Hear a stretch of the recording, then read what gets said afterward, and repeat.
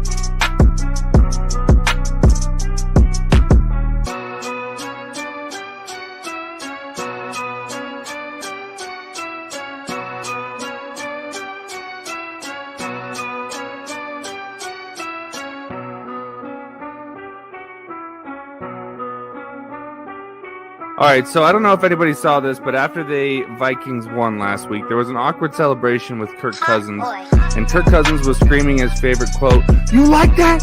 You like that?" while punching Zimmer in the chest. It was a very awkward moment. That's how we're starting this off. Mike Zimmer's getting flamed up. I'm sorry. Let's go! Welcome, everybody, to the Rick T Podcast.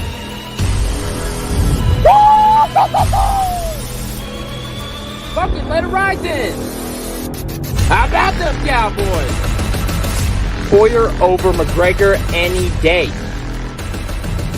The Rick T platform is live right now.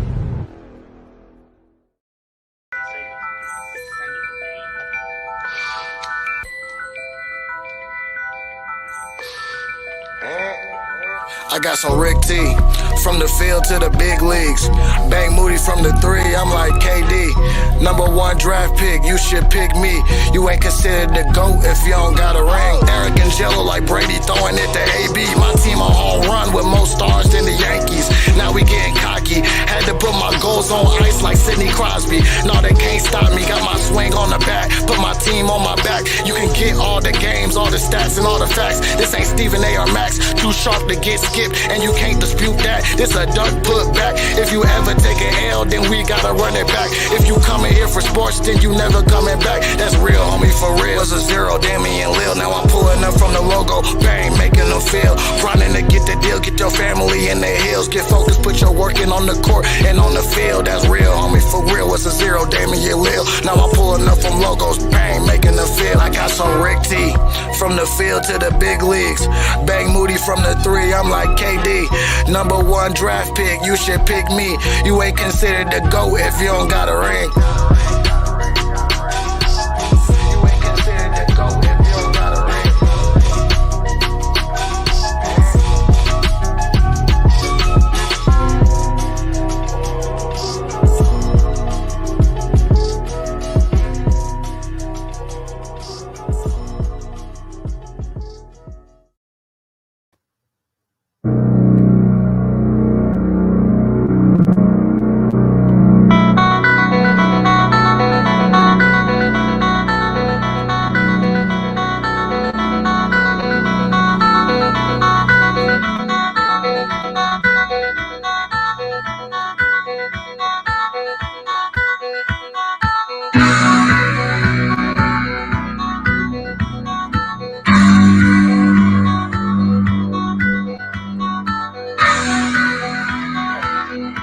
Oh, shit! This shit was hard the way I did that, huh? Yes, sir. We are live with the Rick T Podcast, Season 2, Episode 28. What is up, everybody? I am your host, along with the co-host, Jello Rex Road and Tony Cave. Maybe just Tony Cave. You can follow us below on all social media platforms at RickT_E and at that RTP. Man, you guys already know what it is. If we reach 35 viewers today, we are definitely give someone a fucking free jersey today. So go ahead and share the love of the Rick T podcast, the Rick T platform, to all your friends, your family, your loved ones, and let's get it fucking popping, man. I do want to go ahead and say we appreciate all you guys for tuning in wherever you're tuning in from, whether it's at home, whether it's at work, whether you're on your way to the liquor store, as Tony's did literally live on the show. That's why I say that every fucking week. People probably like, who's on their way to the liquor store watching this? I'm like, Tony was in the liquor store live as a host. Like, I don't drink. G. He don't drink. He drinks. He just doesn't get free promotion, man. But again, we appreciate all you guys for tuning in. Matt Faraci, what is up? He said, let's go. Sergio Spinks, what is up, cuzzo, man? We appreciate you for tuning in here to the Rick T podcast. Bank Moody on the intro music. Okay. Yes, sir. You already know what it is. Little J6. Yo. What is up, Little J? And for you guys who are watching but are scared to comment, don't be scared to comment, man. We do not think any comments, or we do think comments are dumb. But half the shit we say here on this show is fucking dumb too, man. So don't 75%. Don't let them lie to you. 75% of the shit that we say on this show is dumb as shit. But, man, we are breaking the news right, man. So to start off the day, you guys do know this is a sports podcast. We can't go without saying week 8 in the NFL was full of beautiful throws, runs, passes. Jello, Tony, what was your guys' assumption of week 8, man? Dramatic. That's facts. That's fucking facts. This is the craziest week we've had in football as a whole in years at this point, just in total, left field, right field. This one came right down the center, like things we knew, things we didn't. Had it been the craziest week in years. Just facts. We had 40 different things in 1 week at this point. Facts. And this is the fact that this was trade deadline, and the trade sucked on trade deadline for the last day. I know. We were sitting there ready to break news on everything that was going to happen. I'm sitting there at work trying to look at my phone and do all this other stuff. I'm wasting time looking at my phone, bro. I could have been working. Right, exactly. Facts. Nuts. Gentlemen, week 8 was a crazy one, as you guys said, man. So for the ones who maybe didn't catch everything, we're like a little red zone here. So we're going to give you guys a little recap of the shit that we thought were crazy in week 8, man. So check this out. Fake one way, Fields stumbling, trying to cut it back. Justin Fields making magic happen. There goes Fields. Touchdown!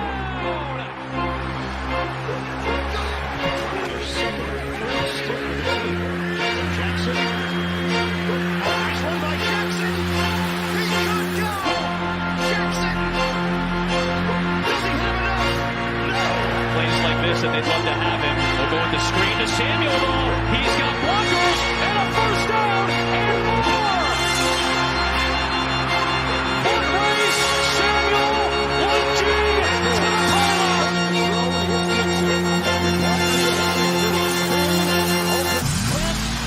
Not by one defender trying to hurt him. Allen steps up. He's going to lead to run. All day for Josh Allen in Miami territory. Toss play for Elijah Mitchell.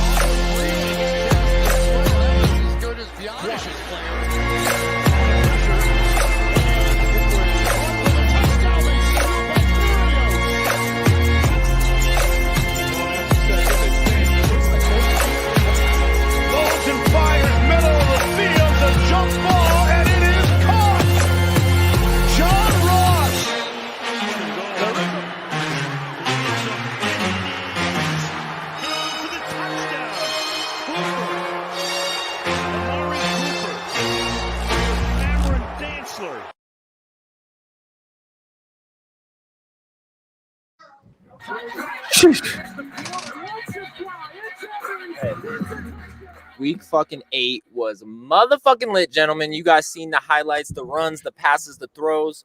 What did you I guys feel like think I was just again? at a rave. Dude, honestly. Right? That's how fucking I was getting lit to them highlights, bro. Little J6 says in the chat, how about them motherfucking Saints? Yes, sir. R.I.P. Michael Thomas, though, Jay. I need a drink, Tony. Pops. Whoa. No Michael Whoa. Thomas, but Odell's coming in. So You think so?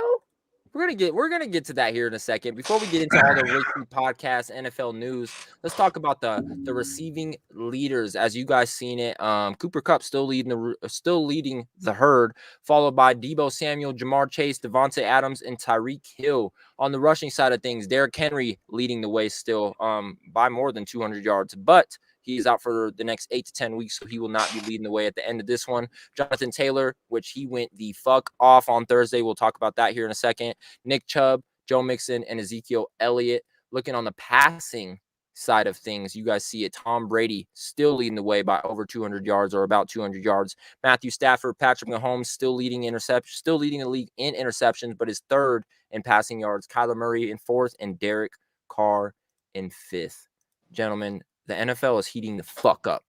Yes, sir, Jello. OBJ will come home. Come home to the bayou out there in Louisiana, huh? We need to trade Michael Thomas's crybaby ass. Whoa. This is getting way too intense in the chat for the time that we're at, man.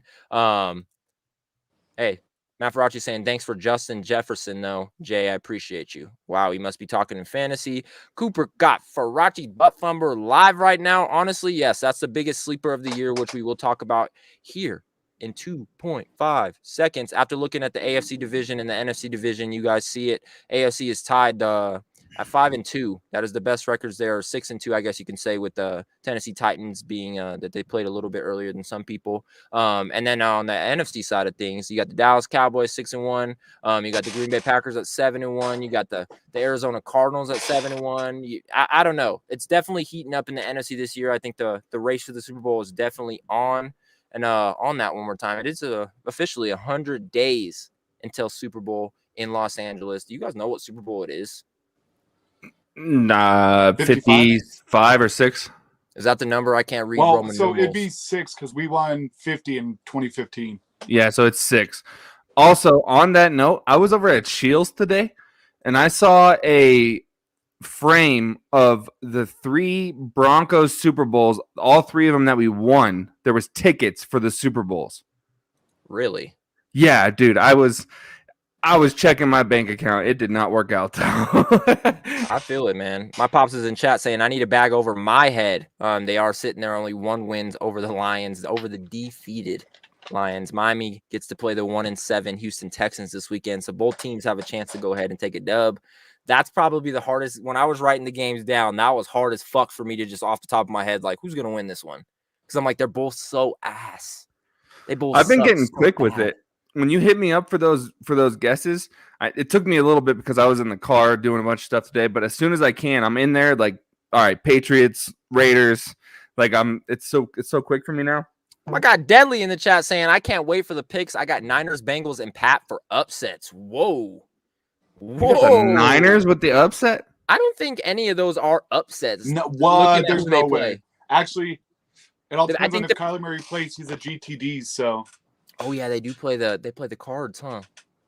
Yeah, but Murray and Hopkins are both game time decisions, so. Hey, let's get through this so we can get to our picks, man. Just want to show you guys midway season fantasy football awards via the Rick T podcast. Most valuable player has to be Cooper Kupp, man. He has his 63 receptions for 924 yards, 10 touchdowns, 214.9 fantasy points. Steal of the draft has to be Deebo Samuel, 44 receptions, 819 yards, 4 touchdowns, and 154.1 fantasy points. Biggest bust. And if you guys took this guy in your fantasy draft, you guys know what I am talking about. Jello, do you have Allen Robinson? No, I dropped him and picked up Cordell Patterson. Okay, biggest bust. Allen Robinson, 26 receptions, 271 yards, 1 touchdown, 59.1 fantasy points.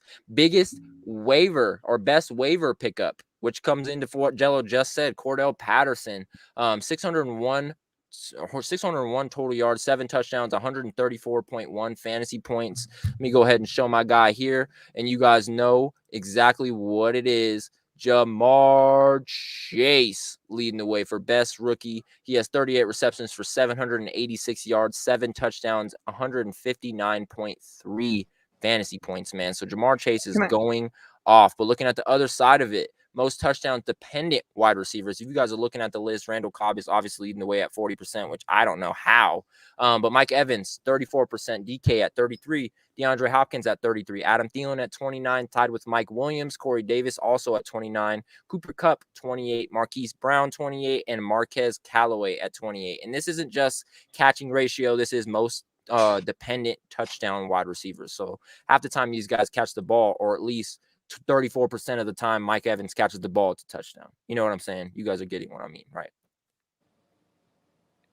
In our league, the steal of the draft was Najee Harris. I got him in the 3rd round. Is anyone going to go ahead and say Najee Harris was a bigger steal than Deebo Samuel or Cooper Kupp this year? No, not in my opinion, because we kind of knew that Najee was going to be a huge, huge part of the Steelers' offense this year. And then Deebo came out of nowhere. Last year, he was nowhere to be found.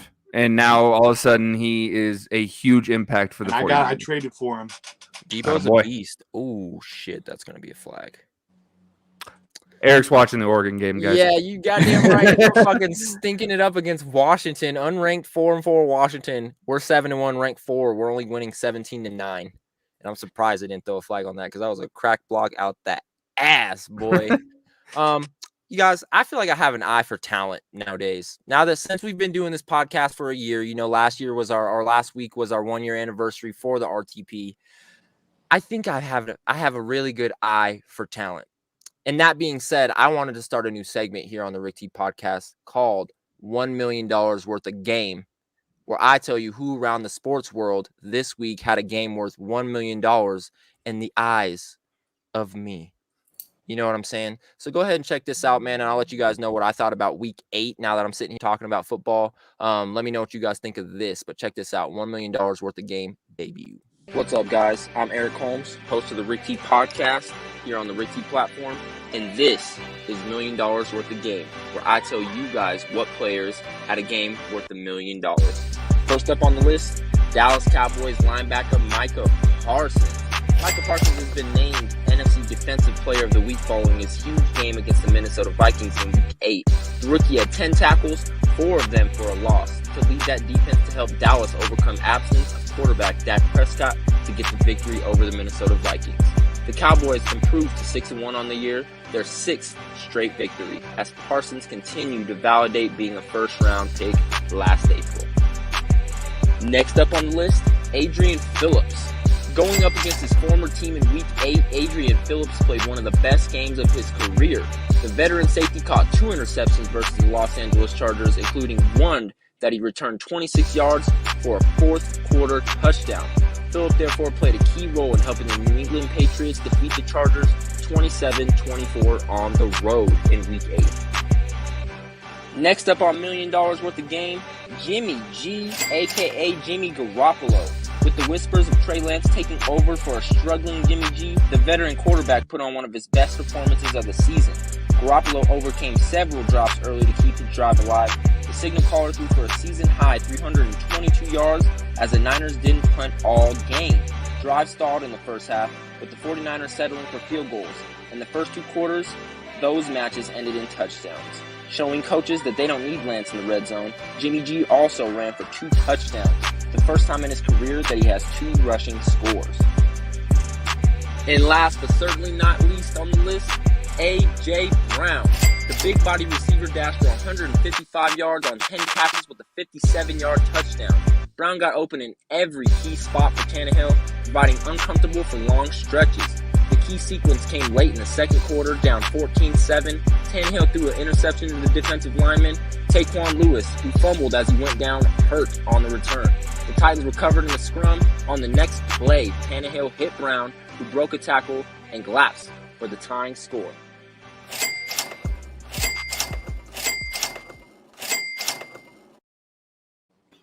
You guys heard it first here on the debut of $1 million worth of game. Micah Parsons, Jordan Phillips, Jimmy G, and AJ Brown is who I have on the week $8 million worth of game. Get these guys motherfucking paid, boys. That's all. So here's my problem. Matt's right. Mike, Matt is right. So this is my thing. The reason I didn't put Mike White on there, and if you guys would be patient, I have to tell my daughters this every day. Be patient.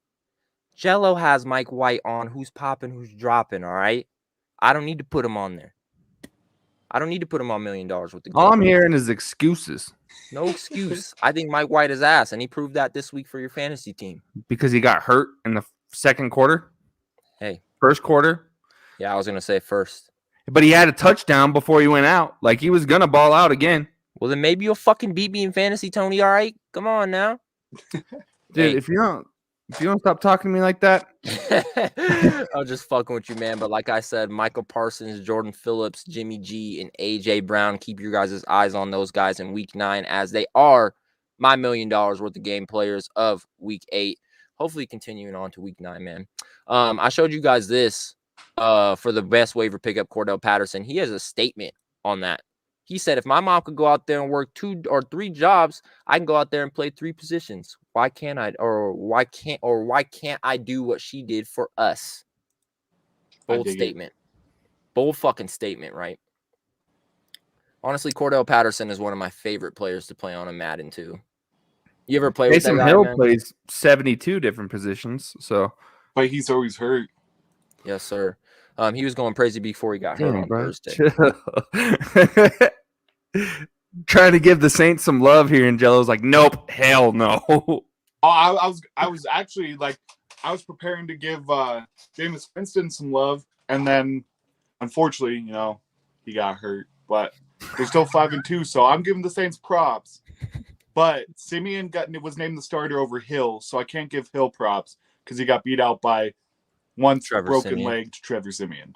Trevor Simeon was supposed to be the shit for Denver one day. He was supposed to be Travis the guy. No, he was. Touchdown, Travis Dye. That's what I like to hear, Tony. Hey, I have to get into this before we get into our NFL weekly news. We got to drop some bombs this week, but I did have to tell you guys who got the 4 highest upgrades in Madden through week 9. It's a big deal for us, being that we're all video game players, being that we do have a gaming team. So let me go ahead and show you guys just a little 2-minute video on bumping them up. My beautiful people, I love you. Every last one of you watching this. And this week, we're mixing it up just a little bit. But what we will be doing is breaking down my top 4 biggest movers of the season. You don't want to miss this. You're going to like it. You're going to like it. Cooper Cup. In the dictionary, what the word opportunity is, it should be a picture of you, because that's what you've done. You've taken advantage of all the opportunities that have come your way this season so far. Dude, you're tied for 7th best receiver in Madden. But in real life, you're top 5 in my book. You're the first player with 900 receiving yards and 10 TDs in 8 games. Those are video game numbers. You're on pace to have 2,000 plus receiving yards, which would eclipse Calvin Johnson's single season receiving record. Throughout the course of the season, you're overall going up +5 from an 86 to a 91. Listen, you're the 7th best receiver on Madden, but in real life, you're top 5 in my book.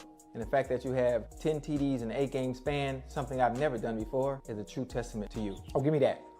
All about being in the right place at the right time. Trayvon Diggs.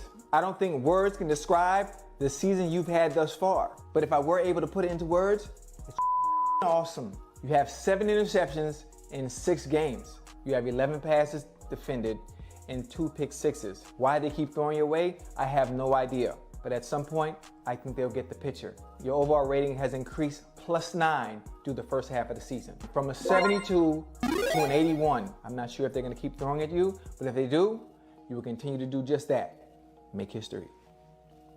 Jamar Chase, you were the 5th overall pick, and your performance and play this season lets the world know why you are worthy of that pick. You're the first rookie to have 786 yards through the first 8 games with 7 TDs. And to top that all off, or what I like to call the icing on the cake, when you played against the Ravens, one of the biggest rivalries in football, you had 200 yards against one of the best defenses that there is. Brother Chase, throughout the course of the season, your overall rating going up +7 from a 75 to an 82. Keep making us proud. Who they? Oh, good spin. Okay. Hey, Max, I see you dancing with the stars. Nice little pirouette. Brother Mac Crosby, you are having a hell of a season. So far, you have 10 solo tackles, 7 sacks, and 12 quarterback hits. Those 12 quarterback hits happen to be a season high for you. And if I had to vote, you would be the Defensive Player of the Year. Based on your incredible performance so far this season, your overall is going up +9 from a 77 to an 86. Keep showing those right tackles and left tackles those moves. You're looking like you was on Dancing with the Stars. Keep that athleticism going. Anybody trying to cut, jump up, stiff, you know the deal. Just tell them Ocho taught you. That was the 4 biggest Madden 22 rating jumps. Tony, I know you have some things to say about this. What do you agree and disagree with, bro? Jamar Chase should be way higher. Jello, you got anything to say on that? Yeah, how is Jamar Chase over 90 at this point? I mean, I think they just shade rooks. throwing that out there. Mad shade to the They rooks. shade rookies, for sure. Ocho Cinco said there couldn't be another receiver that'd be higher than he was. And Cooper Kupp tied for 7th best receiver in the league when he's provenly fucking stomped every receiver in the league out. He's killing it right now.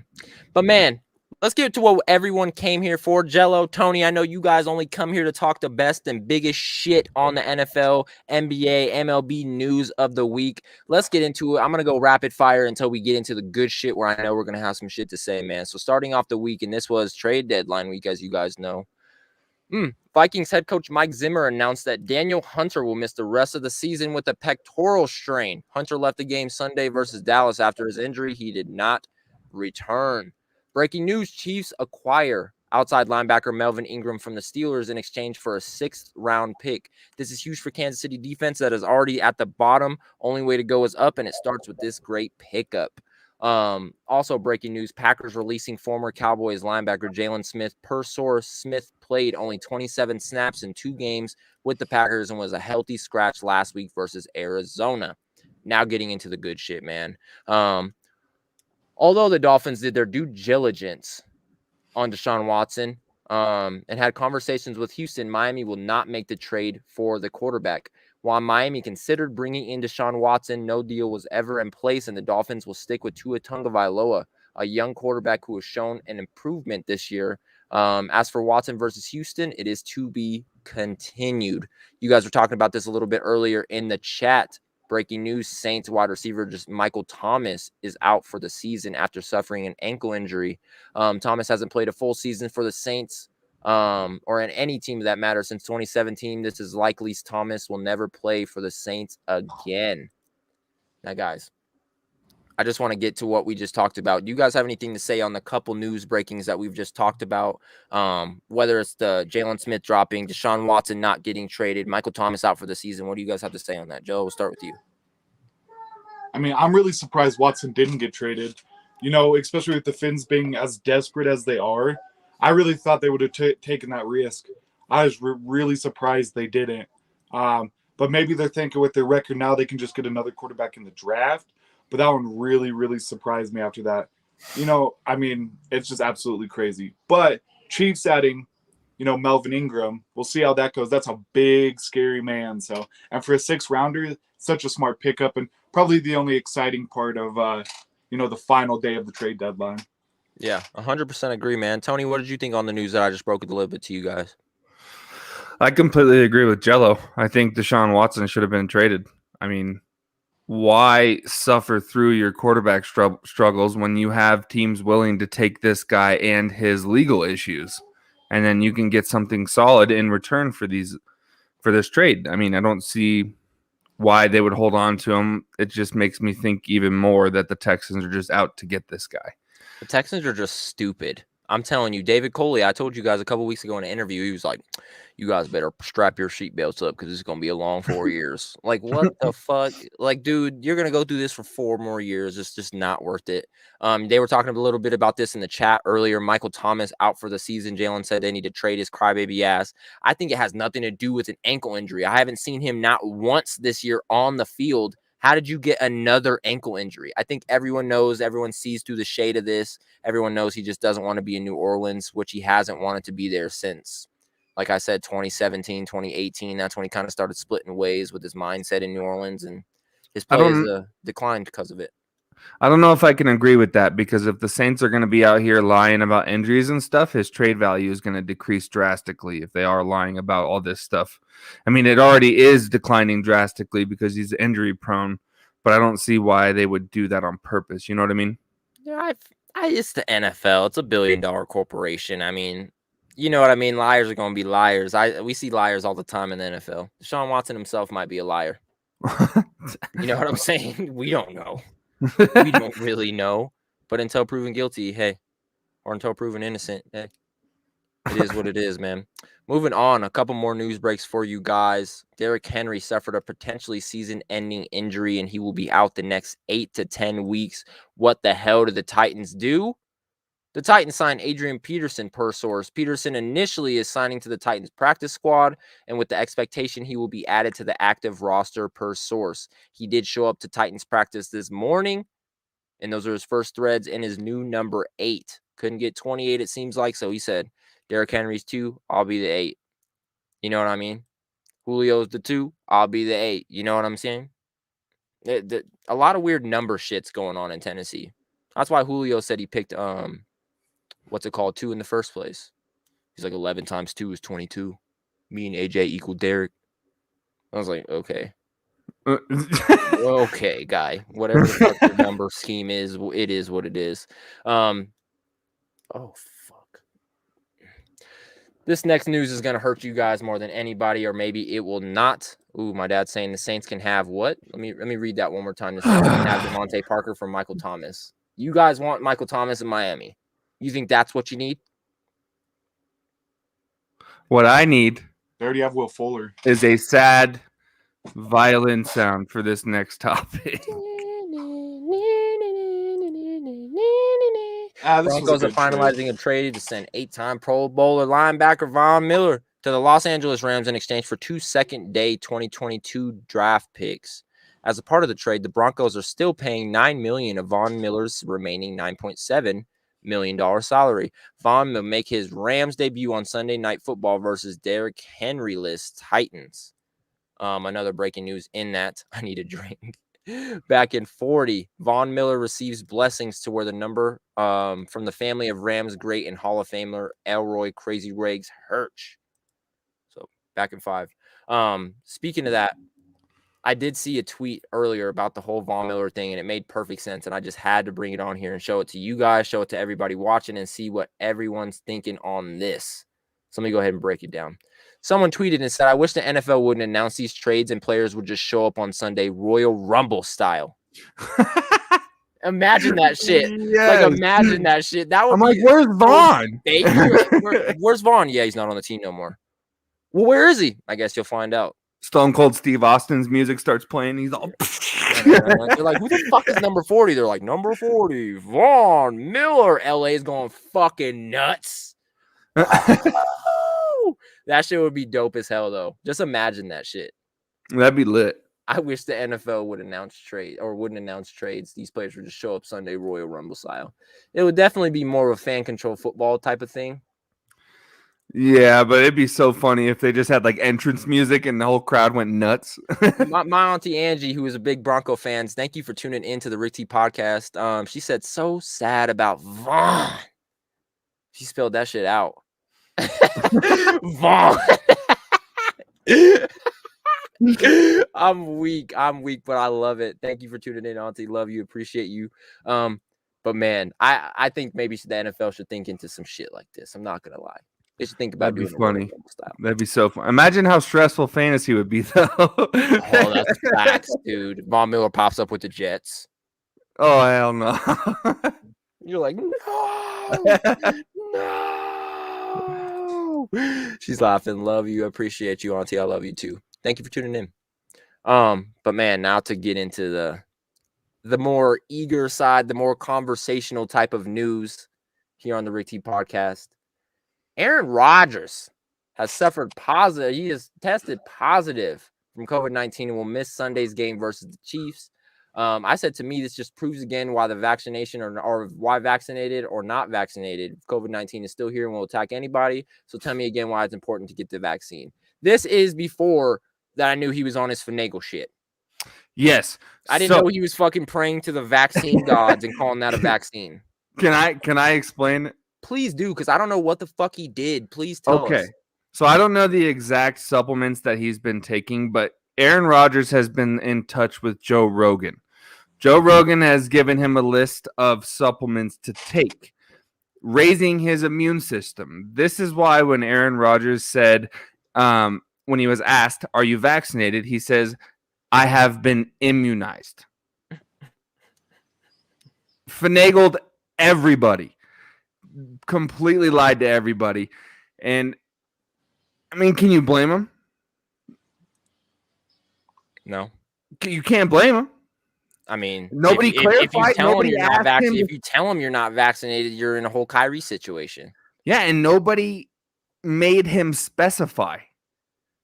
That's the reporter's fault for not specifying your question. You know what the funniest fucking part about this is, and I found out literally 6 hours ago. So I got this notification via Adam Schefter from this whole Aaron Rodgers finagling shit. I figured out that he was doing all kinds of like little weird rubs and shit, calling that vaccinated and all whatever the fuck Joe Rogan was telling him. This just in, Aaron Rodgers and the Wisconsin-based healthcare organization Preva Health announced Saturday that they end their 9-year partnership. 1 day after his appearance. Just over that shit. Yeah, 1 day after the appearance on the Pat McAfee show where he just admitted everything that you just fucking basically said. Didn't lie, word played.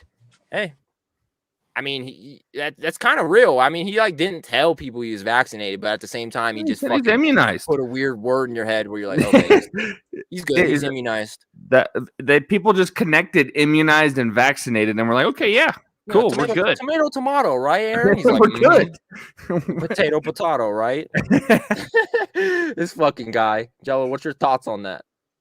I mean, in the end, he knew what was going to happen if something like this happened. So, I mean, he's being honest about it. But in the end, this could really screw him because, once again, NFL has a new rule. Unvaccinated, you get sick, all this stuff happens. You can forfeit games. You already had Adams Lazard out last week. So it's one of those things where it's just like, once again, whether you like it or not, these are the rules they put in place. So you could totally risk losing a game. And right now, they're on a 7-game win streak. So because of one player and you could lose an entire game, that could be massive in the end of it. When it comes to, you know, those playoff spots and who's going to go where, who's going to be the 1 seed, so on and so forth. His division, maybe not as much, but what is this going to play out in the playoffs, for example? So it's one of those crazy ones where whether you like it or not, it's the rules. They get paid all this money to follow said rules. So, I mean, it could get crazy going down the line. I'm surprised it took halfway through the season for something like this to pop up like it has, but I mean, it's gonna get nuts. Yeah, facts. This next subject is a little touchy on certain people. It did get a little deep this last week. We here at the Rick T platform actually went somewhat fucking viral because of it, not meaning to go viral for the wrong negative ways. We just wanted to show the impact of what drunk driving can do and why you guys should be safe, and honestly, how dumb some of these people who have this much privilege can be. You know what I mean? Because this guy that we're about to talk about next didn't have to do anything that he did. This literally could have been 100% avoided if he would have just used his fucking head, which he chose not to, man. So let's go ahead and talk about it. Matt Faraci saying, I think they have quarantine for 10 to 12 days compared to 4 to 6 with the vaccine, I think. Yep. You know me, I enjoy me a nice, 7 to 10 day vacation from everybody. So that might just be me. But getting into this next subject, breaking news: the Las Vegas Raiders wide receiver Henry Ruggs III will be charged with a DUI resulting in death. Just want to go ahead and show this real quick. On November 2nd at approximately 3:39 a.m., the LVPD responded to a traffic collision near the intersection of South Rainbow Boulevard and South Spring Valley Parkway involved in a Chevy Corvette and a Toyota RAV4. Responding officers located the Toyota on fire. Fire department personnel responded and located a deceased victim inside the Toyota. The preliminary investigation indicates that the front of the Chevy collided with the rear of the Toyota. The driver of the Chevy, identified as 22-year-old Henry Ruggs III, remained on scene and showed signs of impairment. He was transported to the hospital to be treated for non-life-threatening injuries. Ruggs will be charged with the DUI resulting in death. And I mean, I'll go ahead and jump a little bit ahead for it. I'll go ahead and show this too. Prosecutors added 2 felonies and a misdemeanor count to charges against Henry Ruggs III. The additional felonies include DUI and reckless driving charges due to injury sustained by the passenger, his girlfriend. So he got charged for actually hurting his girlfriend, being drunk, speeding, killing somebody. Like, this guy is literally, I read it, he's facing 46 to 100 or 110 years in prison. Yep. And they could add on to that with the death of the dog as well. That could be added charges later down the road. Gosh, So bro. I mean, this is insane. It's such a fucking dumb situation. And I'll go ahead and show you guys this. We Yes, tweeted, and this was off of our viral tweet. You guys see it here, 8 retweets. This was just some little rinky-dink tweets off of it. We just wanted to go ahead and spread some facts for it. He had a 0.161 blood alcohol level. That's actually double the limit of what it should have been. He was driving 156 miles an hour and had a loaded illegal firearm in possession. Man, it was just sad, man. And it bears repeating, but Ruggs lost his childhood best friend to a car accident and referenced that in every touchdown he has scored since. There's literally no excuse for him to be so selfish. So, Yep. Jello, I'm going to go ahead and let you handle this first and let you get it all out, bro. How do you feel about this whole situation? And before you go ahead and talk, her name was Tina Tentor. That was her name. That was a young female who went ahead and passed away due to the car accident. But, man, how are you feeling about this whole thing, bro? I mean, this is totally preventable. Every DUI at this point is preventable, especially for someone with the money like he has. First off, your team offers you a service, limo, so on and so forth. You have over 100 people that work for the organization that would pick you up. Taxi, Uber, Lyft. There's all these options where you didn't have to get in the car. Like, that's my biggest thing. It's just like, this was totally preventable. This didn't have to happen. Like, I feel like I do have a heart, but it's hard to feel bad for him in this situation where, 1,000 things could have been done for this not to happen. So, and this is an absolutely terrible thing as well, and that 161 was, a few hours after everything with the blood test. So who knows what it was at the time when this all happened. So, and it's absolutely insane. I get he's 22. People make mistakes. But this was a big mistake. Like, this wasn't just a DUI like we've seen in the past. This is everything and then some. So he's facing the consequences for that. He has already been cut. And you hate to see his future, everything he worked for, go to waste. But at the same time, you're like, why did you do that when you didn't have to? Especially at 156 miles an hour on a residential street. And, this was a rear end collision. This wasn't like it was a T-bone kind of situation. This was from the rear as well. He was going that fast and it was totally reckless. He was so out of it, even afterwards, different videos, so on and so forth. So, I mean, you hate to see someone's life go to waste, but he did the same to another. So you hate to see it, but it was preventable. 100%. Like, I want to feel bad for the guy, but I can't with just everything that he has to where this didn't have to happen at all. And bro. I think this is just recklessness where we see with young people, he's $4 million a year at that point, so on and so forth. But it's one of those things where it's just like, he has it. He could have done something better. He didn't. He's going to have to face those consequences. So, I mean, this will be, a year or two down the road too. The legal system does take time. So it's absolutely horrible to see someone have to do this because one person decided they wanted to do something they didn't have to. So, but he'll just have to own up to it.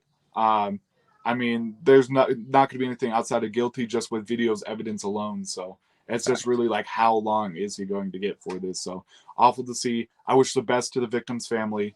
I wish the best to all of them in this horrible situation. So facts.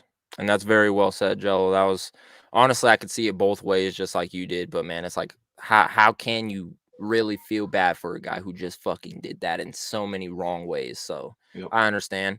Tony, time to get it, man. How are you feeling on this whole Henry Ruggs situation, bro? I know you had a mouthful to say that you've been saving until the show tonight, man. So how are you feeling about it? So first thing, hopefully Tina rests in peace, man. Tragic way to go out. That is a very painful way to go out, and I wouldn't wish that on my worst enemies.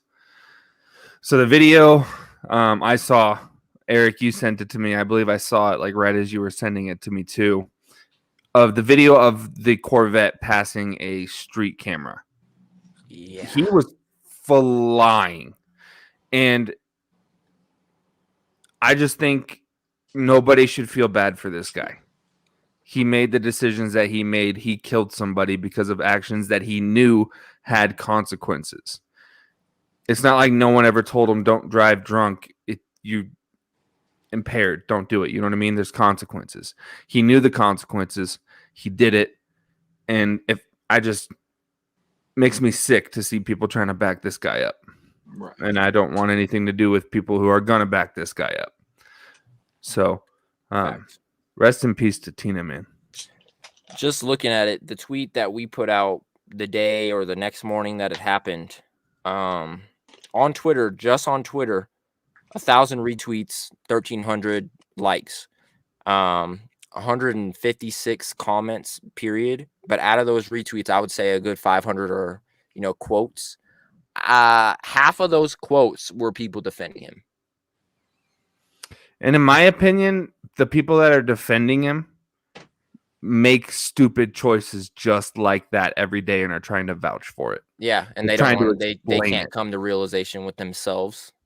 Exactly. It's deeper than that. If you're going to defend somebody for killing an innocent woman and her dog horribly in a very just disgusting way. Grimy.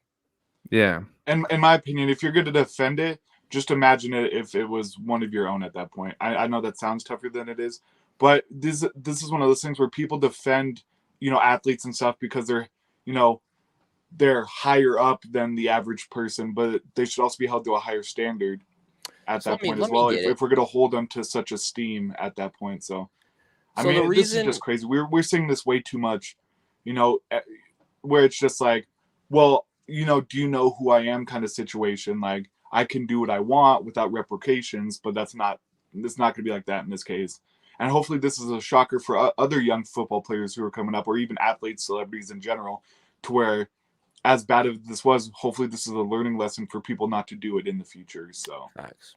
Let me get it, man. This is the reason I feel some sort of weird way about it. In no way possible, in no way 100% am I not defending Henry Ruggs III. I would never do that. Rest in peace, Tina Tintor. She was wrongfully killed 100%. The reason that I feel I have a heart for Henry Ruggs is because he's 22 years old. We've all been 22 at one point in our lives. You know what I mean? And that may or may not have been the highlight of us growing up. It definitely wasn't for me anyway. At 22, I was definitely still learning myself. I was definitely still trying to figure myself out. I've made mistakes at 22. Definitely not like that. I used my fucking head. But I've made mistakes just being a young kid and growing up and learning things by myself, definitely. But the reason I feel bad is because he, off of one stupid mistake, ruined his whole life to where you can't fix that mistake. You can't go back and learn from that mistake. You're just going to have to live with that mistake the rest of your fucking life. If you would have got pulled over going 156 miles an hour, you one dumb motherfucker. But you can fix that. You can fucking fix that.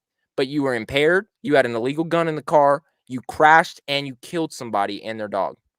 Those are things that you can't go back on and can't fix. And that is what I guess I have a heart towards Henry Ruggs for, because I've always been able to fix my problems. You know what I mean? And I'm grateful for being able to go back and fix my problems. I'm grateful that I'm not that fucking stupid to fuck up that bad. You know what I mean?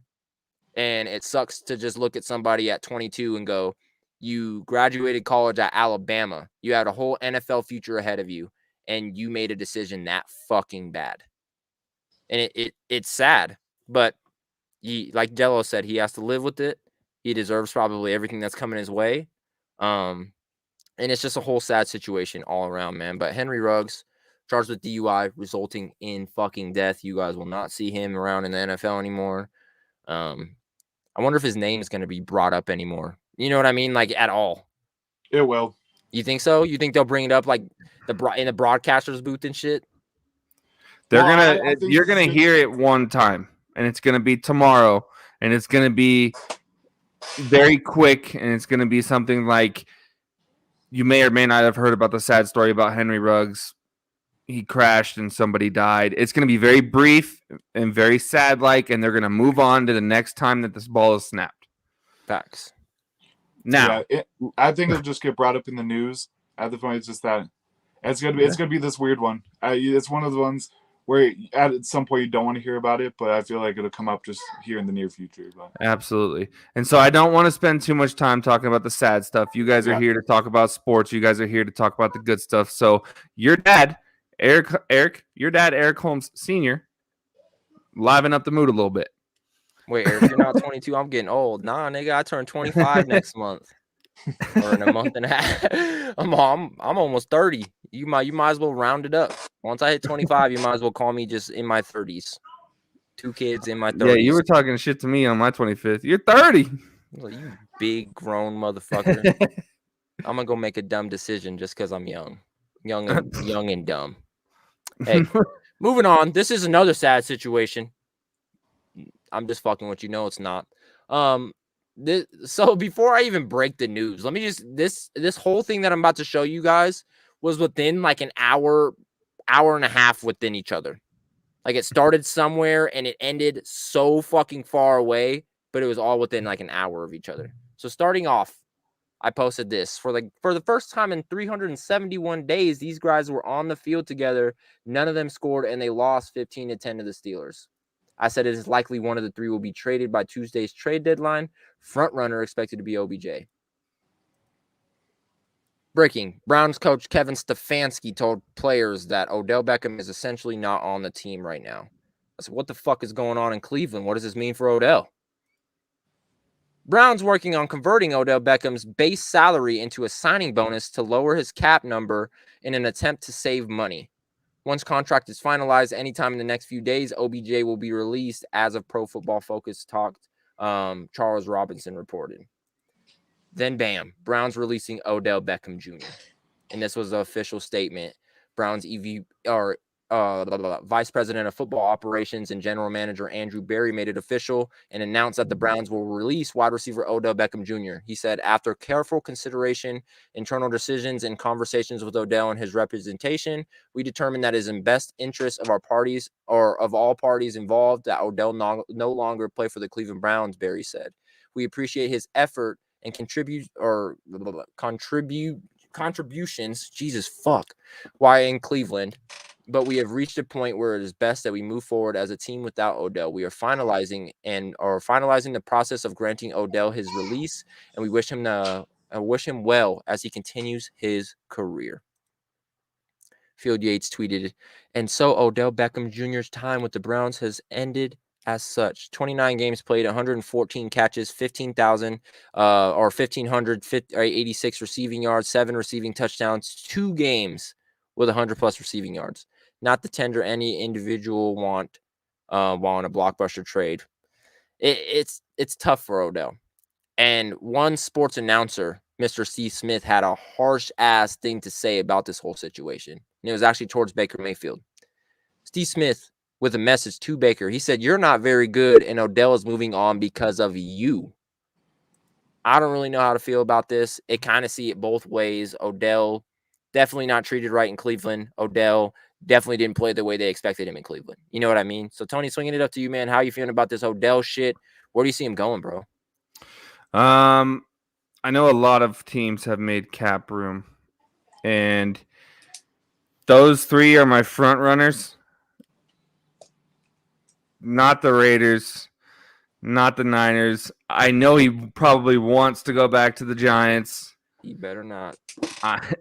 And then I sent you a screenshot earlier of the teams that cleared the cap room. Jello, go ahead and talk about it, and then I'll pull this up. Got it. I mean, so this is just one of those situations. If we want to talk about drama, this is one of the kings for it. Right here, Odell Beckham Jr. We saw this in New York. This old man almost knocked himself out with, the kicking net at that point. So, this is a man full of drama who has had an all right career, really known for one big catch. But at the same time, his stats have been subpar average overall.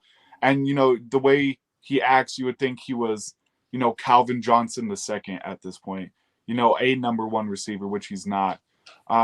It's just one of those crybaby things again where I was open this time. I should have got the ball, this and that. But one, you've been hurt. Two, when you did play, your yards after the catch weren't there. You weren't trying. You weren't going 100%.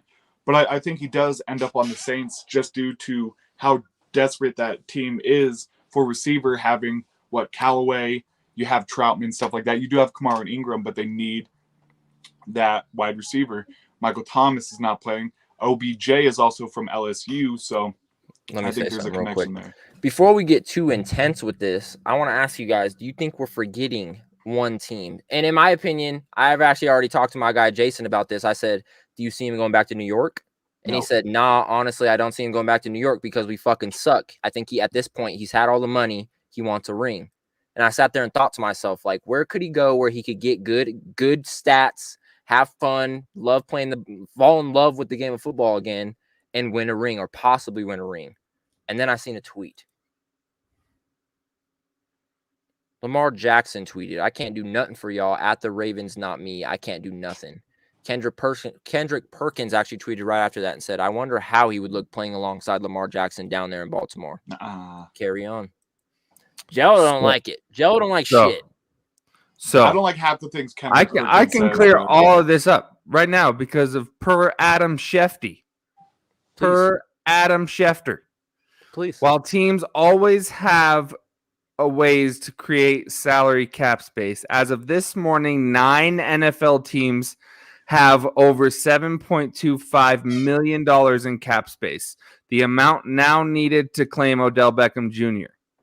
Jaguars, Eagles, Broncos, Seahawks, Panthers, Chargers, Steelers, Washington, Bengals. Now to rebuttal that order makes a huge difference. But I'll tell you one order that comes before that, and it's the waiver wire.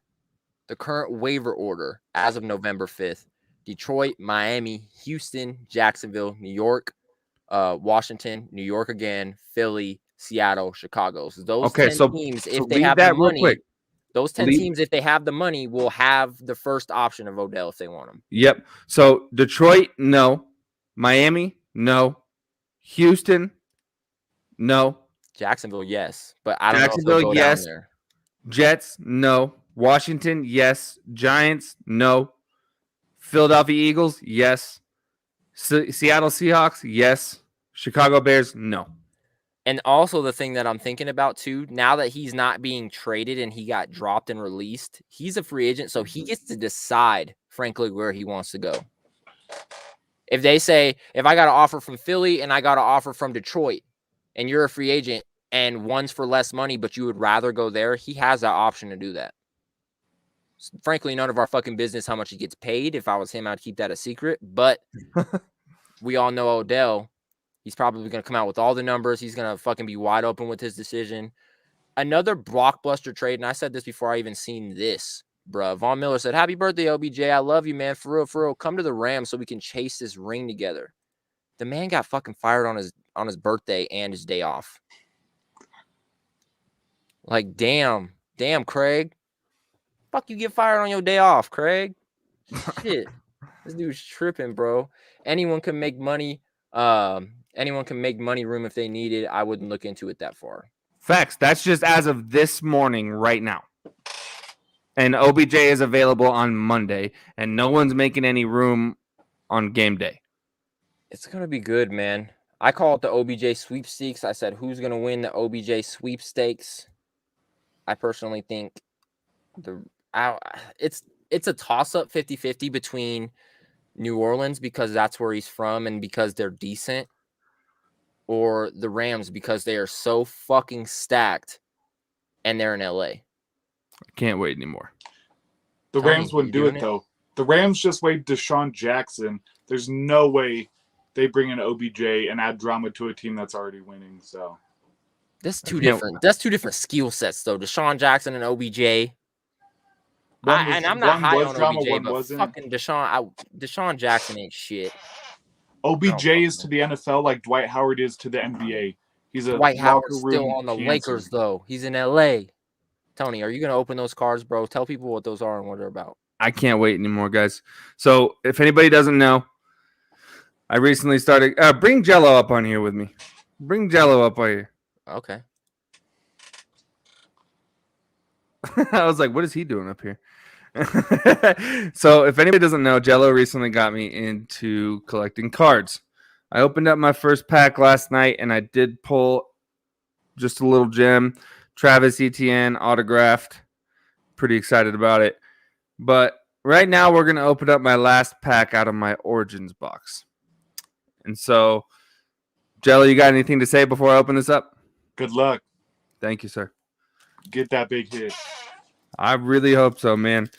In the meantime, Jello, go ahead and show one or two of your cards while I'm opening this bad boy up. All right, let's see here. Come on. All right, I'll show this one because Jay's a Saints fan. Jeremy Shockey auto out of 3. Ooh, Jeremy Shockey. Let's see. I mean, Giants fans too there.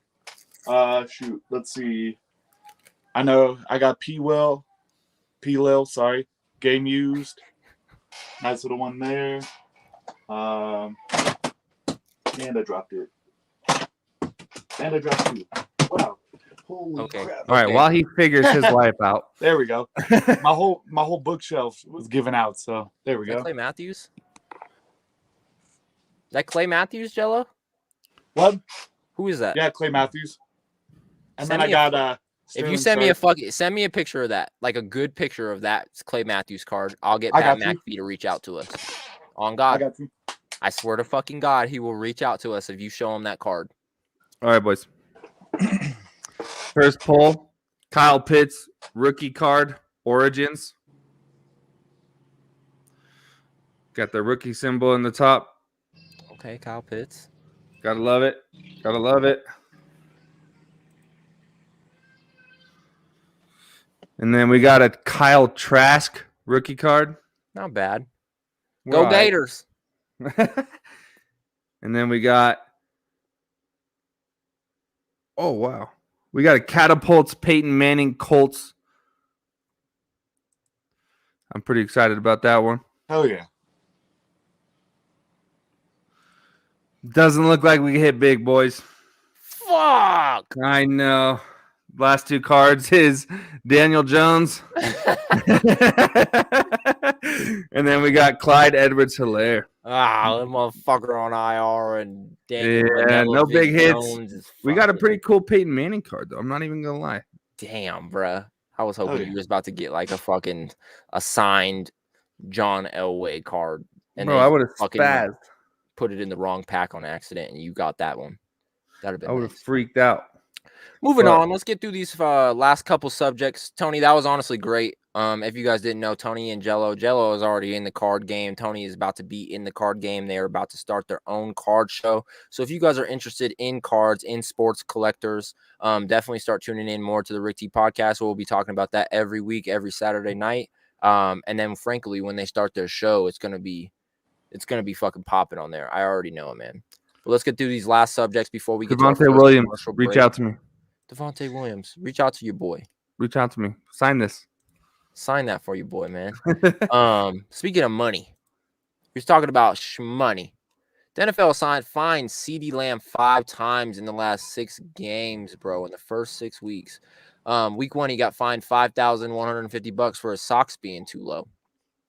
Week Nuts. 3 he got fined $5,150 for his jersey being untucked. The same with week 4, but he got fucking tripled that.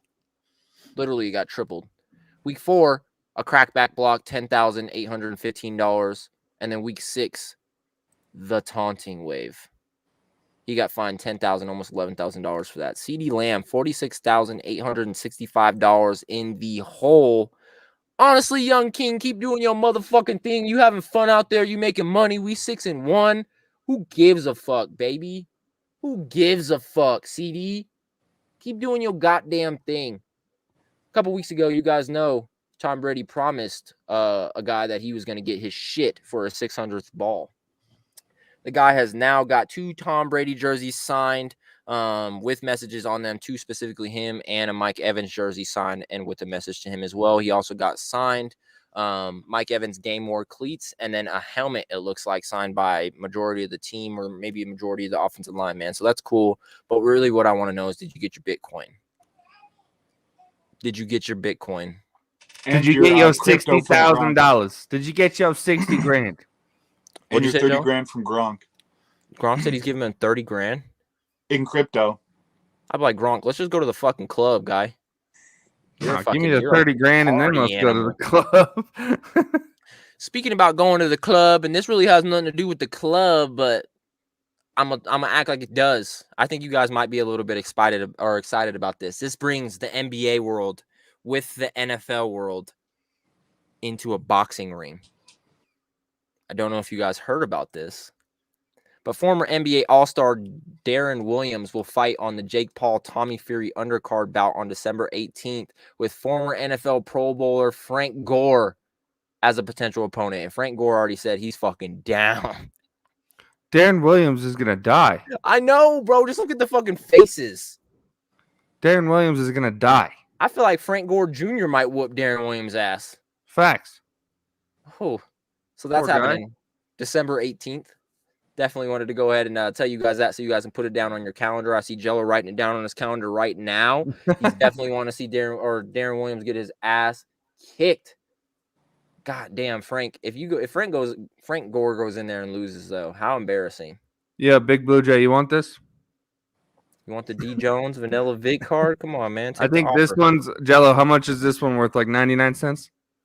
Probably half that. Jason, you can have it if you want it. I'll mail it to you.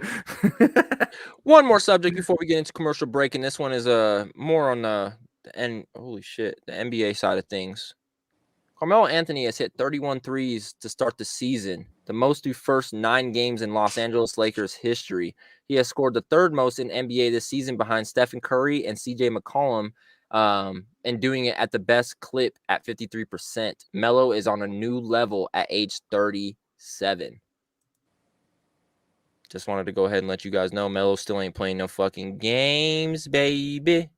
Ain't playing no games, baby. But we're going to get into our first commercial break here on the Rick T Podcast, Season 2, Episode 28. On the other side of commercial break, we are hitting who's popping, who's dropping with your boy Jello Rex Road. A couple little games. Coach Tony with your boy Coach Tony. And then we're getting on to our Week 9 Pick'ems, man. So stay tuned with us. We will be back in about 3 to 4 minutes. Turn up.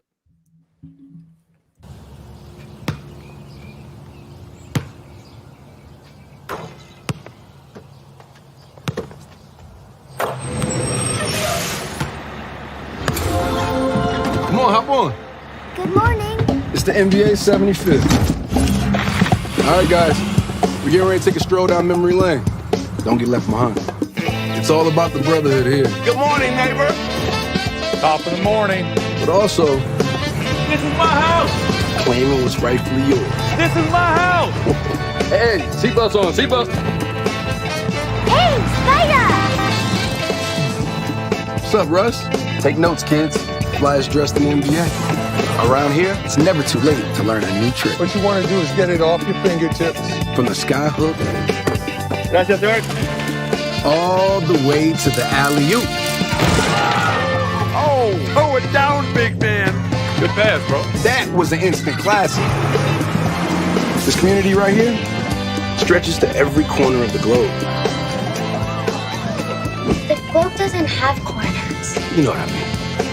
Big jump up. We've come a long way from the peach basket. My bad.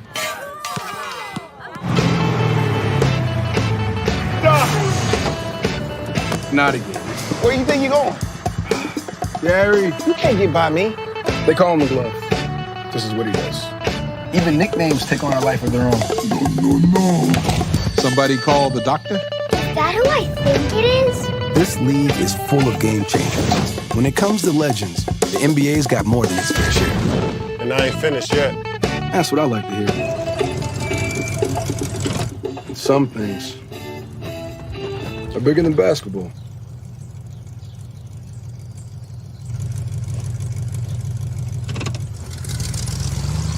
Now, we've seen kids turn into kings and give it all back to the next generation. There's a piece of this game for everyone.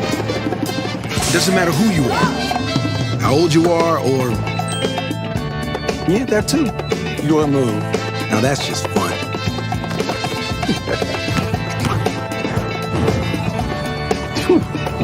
Nice ride, Zeke. Hello. Fit is clean. It's been 75 seasons and counting. One thing's for certain. This game just keeps getting greater. Game don't stop. It won't stop.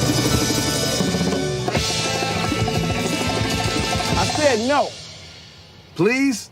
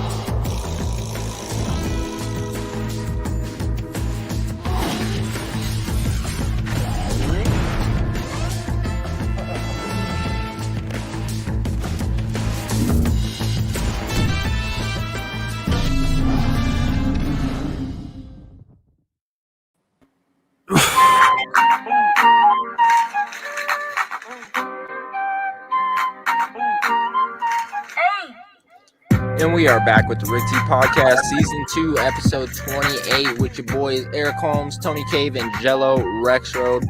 You can follow all of us on our social media platform names at Rick T, at that RTP, and at Magic Mike's Flawless, man. Go ahead and get it and shoot that follow button, man.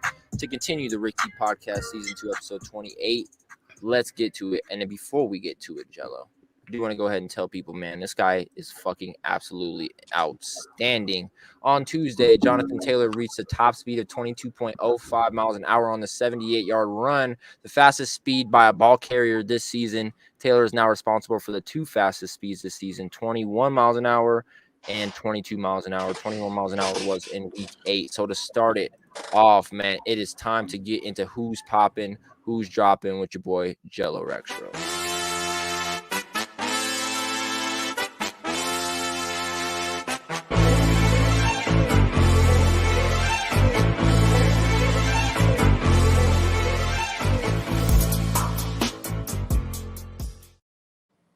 What you got for us today, Jello? All right, let's get into this. Who's popping? Who's dropping? Going to start with dropping, of course, going to the Detroit Lions. 0-8. Are we going to see them win a game? Probably not. How do you come out and score 19 points on the Los Angeles Rams and put 6 up on the Philadelphia Eagles and lose 44-6 without Jalen Hurts having a touchdown? You gave up 4 touchdowns to Jordan Howard and Boston Scott. You gave up a fumble recovery touchdown to Darius Slay. So how do you take this quarterback who has the worst game he's had all season and still lose 44-6? This team is in shambles. Dan Campbell about to get canned up like the soup because he is going to be gone here shortly. He has not been able to do what they need to with this team. You have injuries to Hawkinson, DeAndre Swift. They don't believe they've been 100%. Jared Goff is obviously not the answer. They're given a C- rating to Penei Sewell, and their defense is just awful. Their defense looks like the Jags defense did last year and the Jets defense in that aspect. So, I mean, just absolutely awful. Will we see the first ever 0-17 team, being Detroit went 0-16 as well. So, I mean, moving on from that, another team that can't seem to win, the Pelicans. Zion has yet to play after having surgery and becoming the heaviest player in the NBA. They're currently 1-9. Are you fucking serious? He's the heaviest player in the NBA?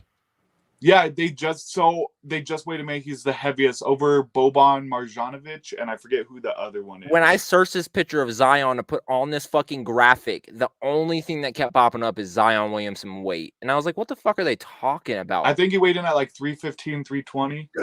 Big body bitch. But I mean, he's still that presence under there, but he's not playing. So they are 1-9. He's a dollar store Blake Griffin, dog.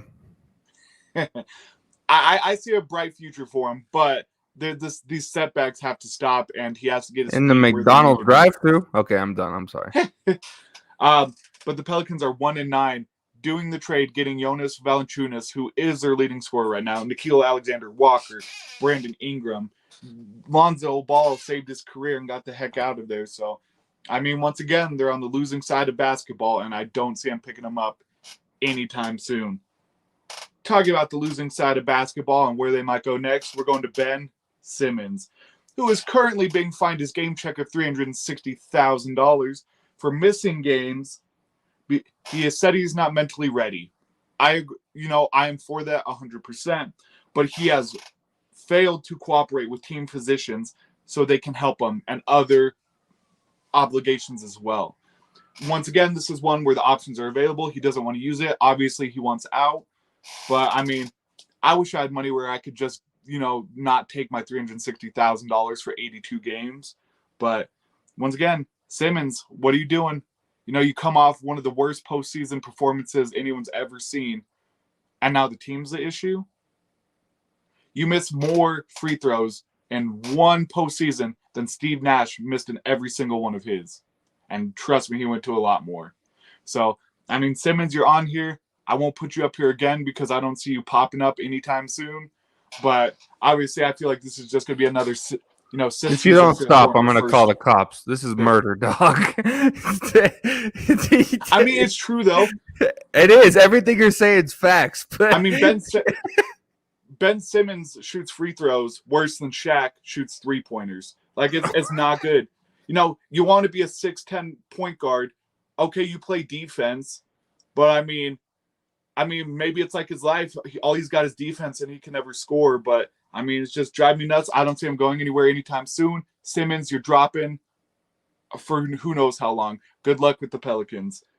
Now moving on to another NBA team having issues, not necessarily with players. We're going to Robert Sarver, of the majority owner of the Phoenix Suns. 70 former employees and current employees in his 17-year tenure, right? He's been there 17 years, and now you have 70 employees bringing up everything from racism to misogyny. Let's put it this way. He told a female worker whether he owned her or not because he wasn't sure if she worked there. That's why he brought it up. Do I own you? Look what he just did to Phoenix Suns head coach as well, talking about the N-word. He kept saying it to his coach, who is Mexican and black, because Draymond Green was saying it. And he's like, why can't I say it? Why does this keep happening? We saw this with the former Clippers owner. This pops up, and it seems to be, I mean, argument aside at this point, we're going to be straight. Rich That's white what it is. Old white men. It's rich, old white guys. Exactly. And even other owners of the team are embarrassed by him. Like, you don't do this. Like, if that thought's in your head, whatever. Just, you bring it up and then you act like people think you're the bad guy. But this is 70 employees. And this isn't just, racism, it's misogyny, what he's doing to women, what he's doing to people of color that work in this organization. This could cause a big issue. And, the guy who came out about this, Devin Booker, Chris Paul said, that's my guy. Credible source there. I'm going to keep some names out of it. They've been over ESPN over the last week as well. They're credible sources. These are ones like, people aren't just going to make this up. And especially not so many people with different stories. This isn't one where it looks like everything's the same, because it's not. Everyone has their different stories. He told a woman that works for him, do I own you? Like, this is not how it works in 2021. It's not how it should have ever worked for this aspect of things. So it's just crazy. This is one of the things where they need to get him out of here. And I hope Adam Silver will go through. I can't remember what the process is to get the owner out of there, but they need him out. Because at this point, he's just going to derail this team. Because who's going to want to play there, honestly? I know the team and the players are there, and they're there for the team. But what if this gets worse? What if he gets more power hungry? How far can this go with how far it's already been in 17 years? And the fact that it's really just, I know this could be a tougher thing to talk about, but it's just coming to light now, where it's one of those things where it's just like, so these people suffered through this whole time. So I hope they nip this in the bud and take care of it now, because this man should have been out 17 years ago if this is his mindset of things. So, I mean, the fact that he's mad about a word he's not allowed to say because it's not his word to say, it's nuts to me. And we see this with people who are obviously racist at that point. So absolutely nuts. He's on dropping. I won't give him the time of day to ever bring up his name again. This is it. I said it once. That is it. Now let's talk to another drop where I'll definitely talk about the main person's name. That's the Tampa Bay Buccaneers this week. Tom Brady dropped the ball. Literally, he dropped the ball when he fumbled it. He dropped it for one interception, and he dropped it again when he let someone get a pick six off him as well in a crunch time, where he has now lost 3 straight games to the Saints, which has only happened twice. And this was supposed to be a blowout for the Bucs. You got beat by Trevor Siemian. Let's just throw that out there. You got beat by Trevor Siemian. You did out. I mean, the defense won too, but 100. What do you have? 159 yards, 1 touchdown, no interceptions. Might not be the craziest game, but you just got destroyed by the Saints. They are now 5-2. You are 6-2. You might not be the best team in this division if you keep playing like this. We're seeing these mistakes and they're going up. They're going to be going up against teams with better defenses too. Not saying the Saints defense isn't good at all, but I mean, they're a great defense, but they're going to go up against better defenses as well. So they drop the ball. I'm excited to see if the Saints take over this division before the end of the season at this point. So we got a lot of games to play. And speaking about the Saints, let's go into who's popping this week. Definitely going to the Saints. You beat the Buccaneers for the 3rd time in a row. You have those big turnovers in that game. And you only had 2 penalties for 10 yards in the entire game. In fact, where the Bucs had 11 for 99 yards. So, I mean, you didn't get the penalties.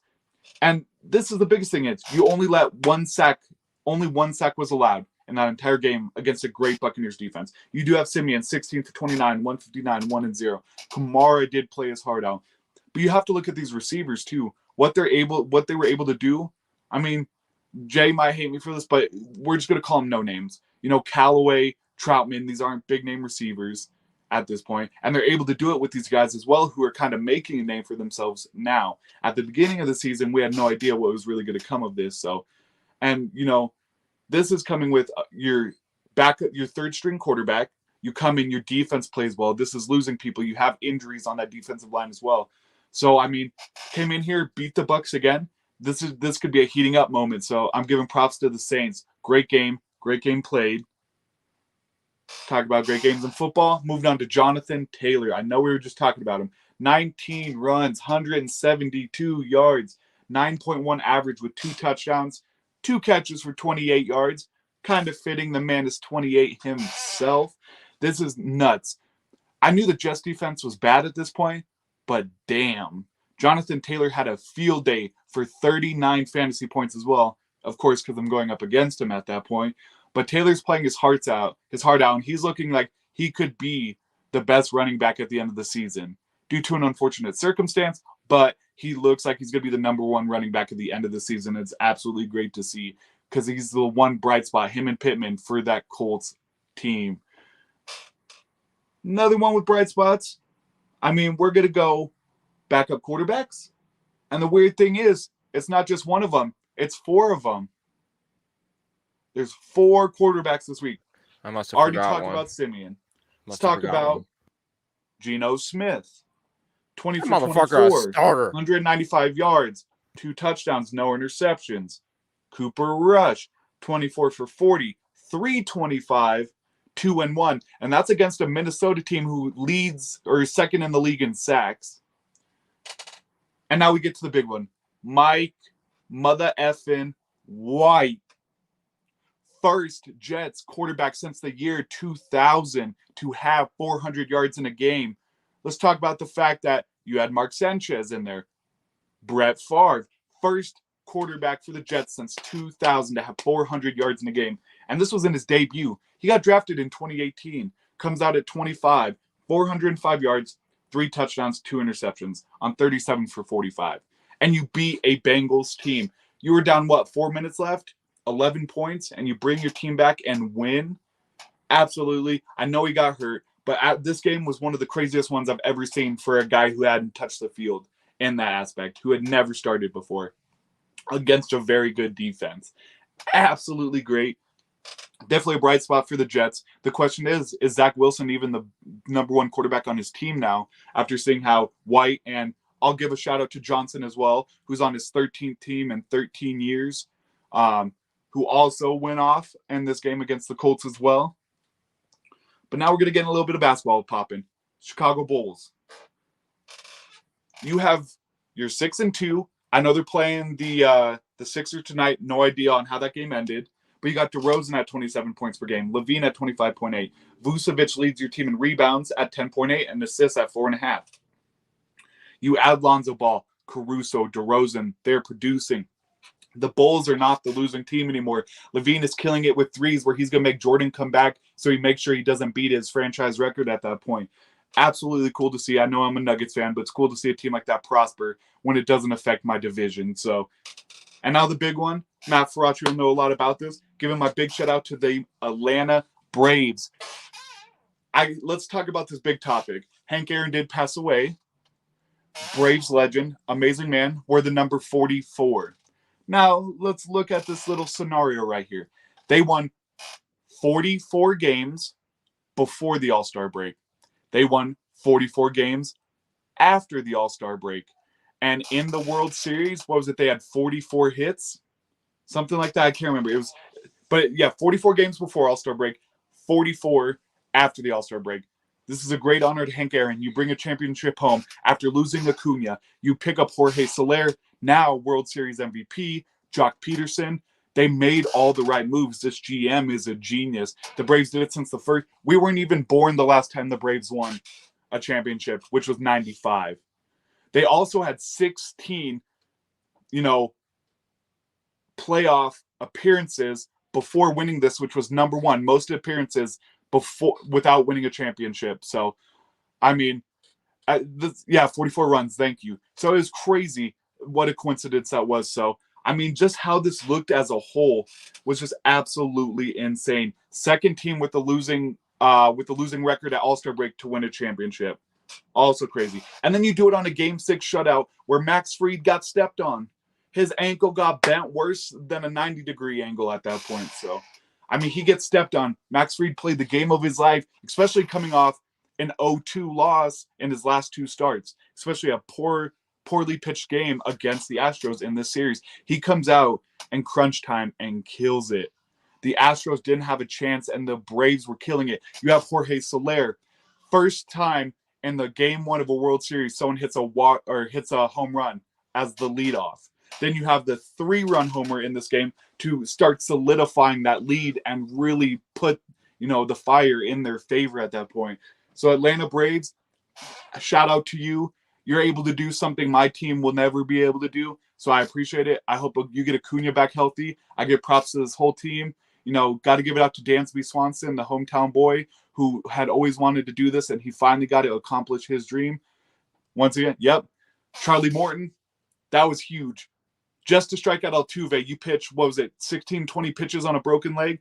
This team fought and won as an 88-win team. So that's who's popping, who's dropping. Can't wait to see what we can do next week.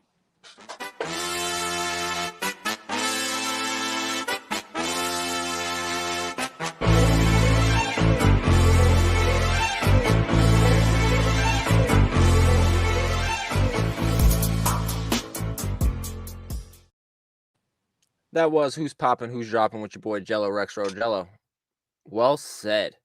Well said. I got to get my fix on who to fucking look for who's dropping and who's popping. You already know what it is, man. So thank you for that. Who's Popping, Who's Dropping with your boy Jello Rexro. You guys can catch him every Saturday here on the Rick T podcast with Who's Popping, Who's Dropping.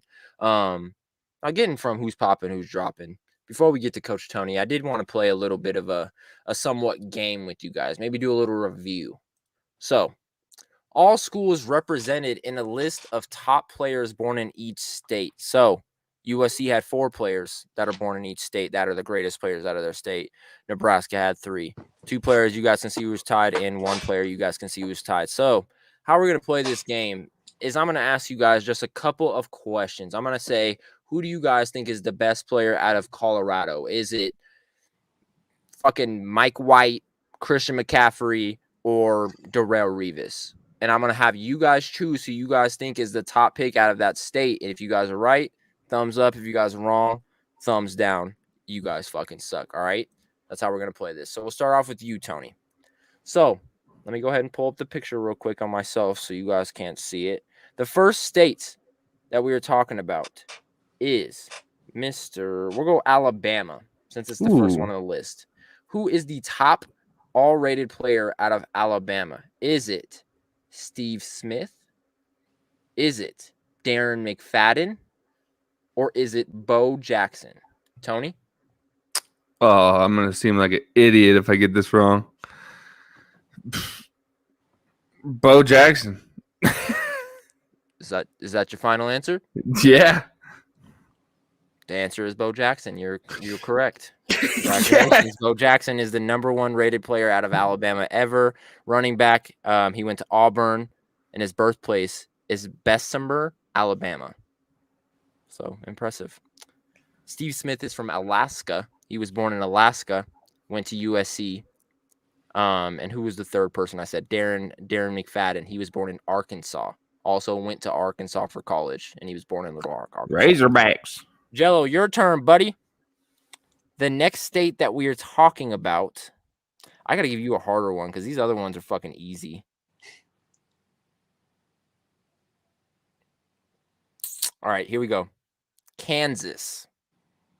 The best player that ever come out of Kansas. Was it Barry Sanders?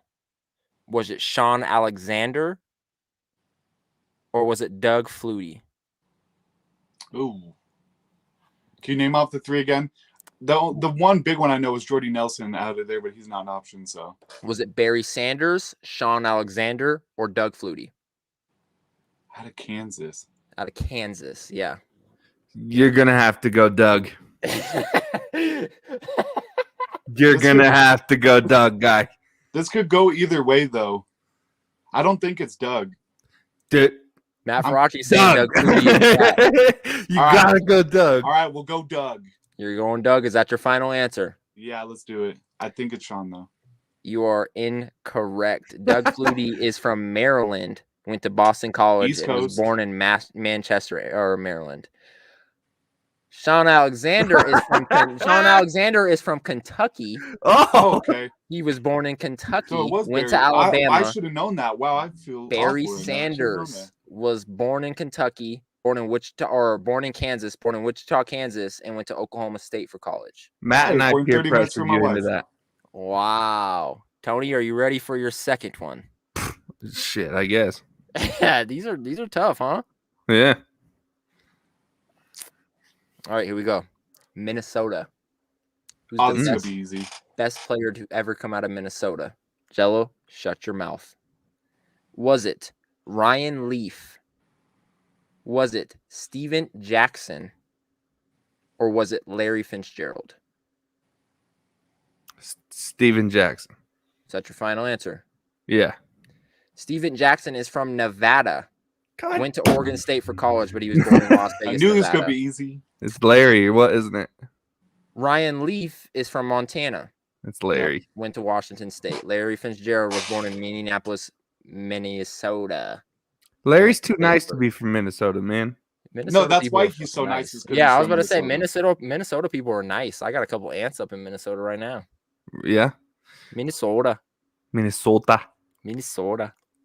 All right, you ready for your second one, Jello? Let's do this. Let's tie this up. Okay. Here we go. Oklahoma.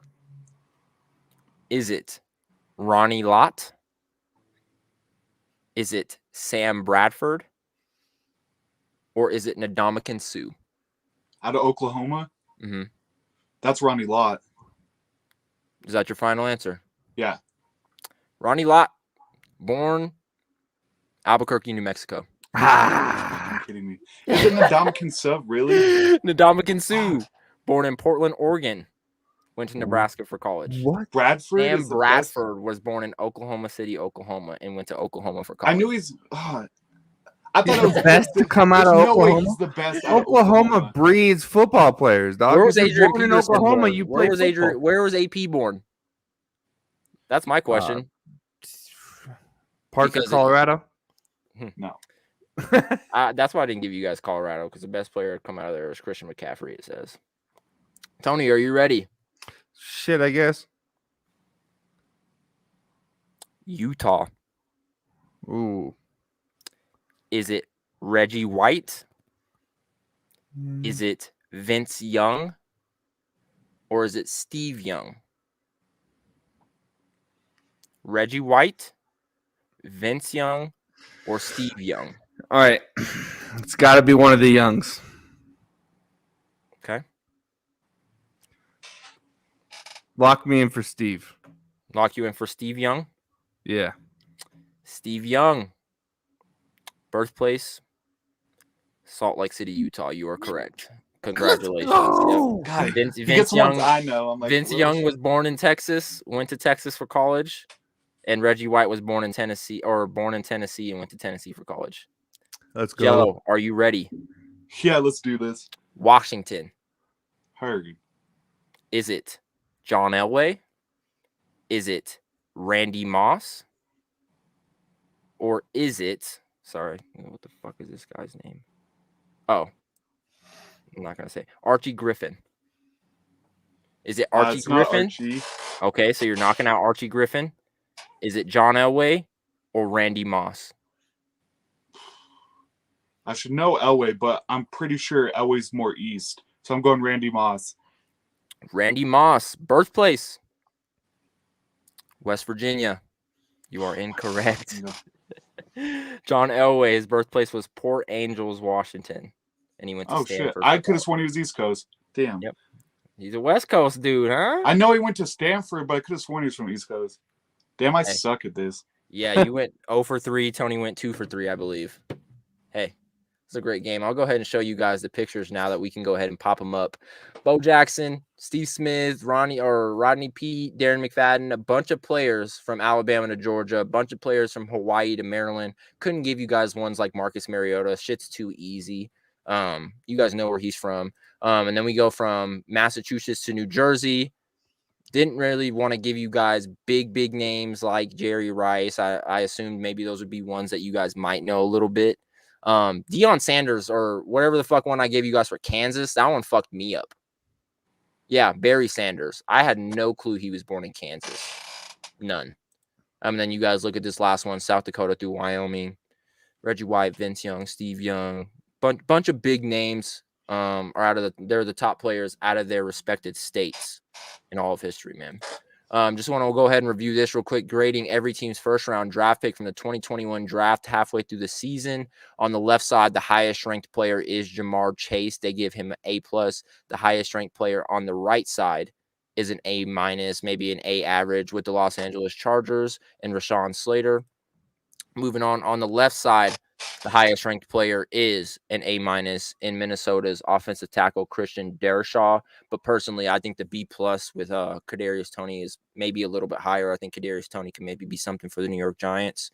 Let my man bounce back. I was about to say, you guys already know what it be. Let my man bounce back. Let my man 18 bounce back. 18 is trash. He has an NA because he did not play. But you guys see it. The highest rated player on that side is the A- with Greg Newsome. Cornerback for the Cleveland Browns. Guy is playing outstanding.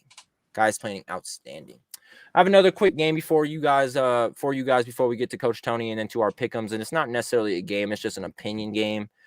Name your all-time starting offense. Quarterback, running back, 2 receivers, and a tight end. I'm going to go ahead and give you guys some examples real quick. Someone said Tom Brady, Barry Sanders, Randy Moss, Jerry Rice, Rob Gronkowski. This would be the greatest offense ever. Antonio Cromartie actually commented on it and said Tom Brady, LaDainian Tomlinson, Terrell Owens, Randy Moss, Antonio Gates. We have Steve Young, LT, Jerry Rice, Randy Moss, Shannon Sharp. Peyton Manning, LT, Randy Moss, Jerry Rice, Rob Gronkowski, Brady rules, but this 5 would be fun. We had another person say Mike White doesn't matter. This might be fucking Matt Faraci. It's New York Jets Matt. This might be a low-key undercover account for fucking Matt Faraci. Yeah, someone said Mike White. If you got Mike White, it don't matter. That's dead ass a Matt Faraci thing to say, man. But we'll start with you, Tony. If you can, give me your all-time starting offense with a quarterback, a running back, 2 receivers, and a tight end. Okay. I'm going to give you a bullshit one first, okay? Pull it back up. Please do. Michael Vick. Okay. O.J. Simpson. Okay. Henry Ruggs. Okay. We're going to put Aaron Hernandez at tight end. What the Who's your second receiver? It's got to be like a Plaxico Burress, huh? Yeah, Plaxico Burress was the wide receiver too. Wow. Okay. No, let me give you my real one. I'm surprised you didn't put Ray Rice in there. Holy shit. Oh yeah, I forgot. OJ's innocent. So yeah, let's go Ray Rice. All right, no, for real. Peyton Manning, Barry Sanders, Jerry Rice, Randy Moss.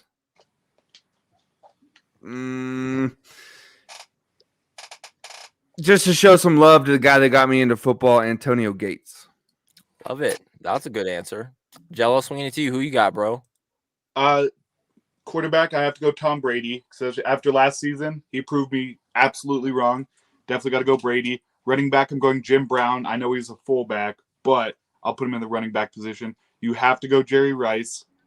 The second receiver's tough. I would go Moss, but out of everything, I'd go Calvin Johnson over Randy Moss, just by a little.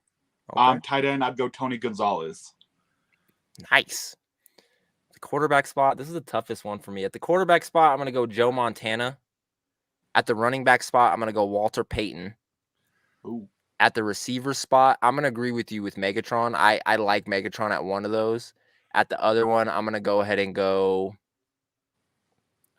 Fuck it. I'll go Randy Moss. And then at the tight end position, I'm going to go prime time Jason Witten. Okay. You know what I'm saying? Those are not bad. Jello didn't show no love to any player he has any emotion to at all. He stuck straight to the facts. I picked Antonio Gates, man. That's the guy that got me into football. And I like Gates too. I like the undrafted guys. The fact that undrafted to future Hall of Famers, so. Mm-hmm. I could see it. I could see it, man. With all this being said about, teams and players and such like that, man, I think it's about time we get into something we call Coach fucking Tony.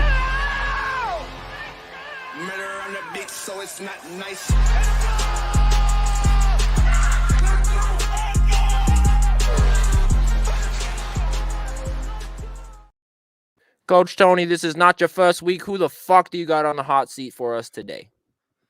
All righty. Vic Fangio, go ahead and pull the graphic up for me, please.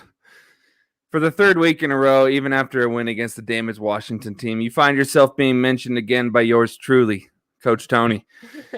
I think I will just leave your name on my hot seat list from now on. Makes my job a lot easier. On second and seven, with 20-something seconds left to go, you and Pat Shurmur decided to call a pass play up by 3 points.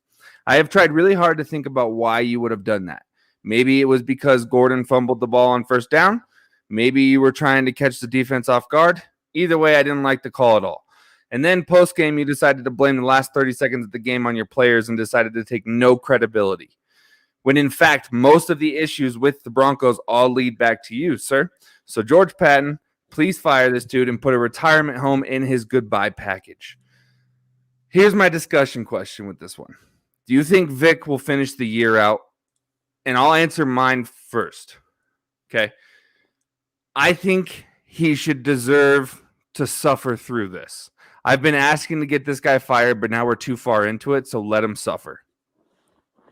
In my opinion, I think you guys, and I don't know this for sure, but if it was me at that GM spot and I'm looking at all the shit that we have in front of us and all the shit that the Raiders have in front of them with no coach, no fucking players, no receiver. You know what I'm saying? Just the bullshit that they're going through.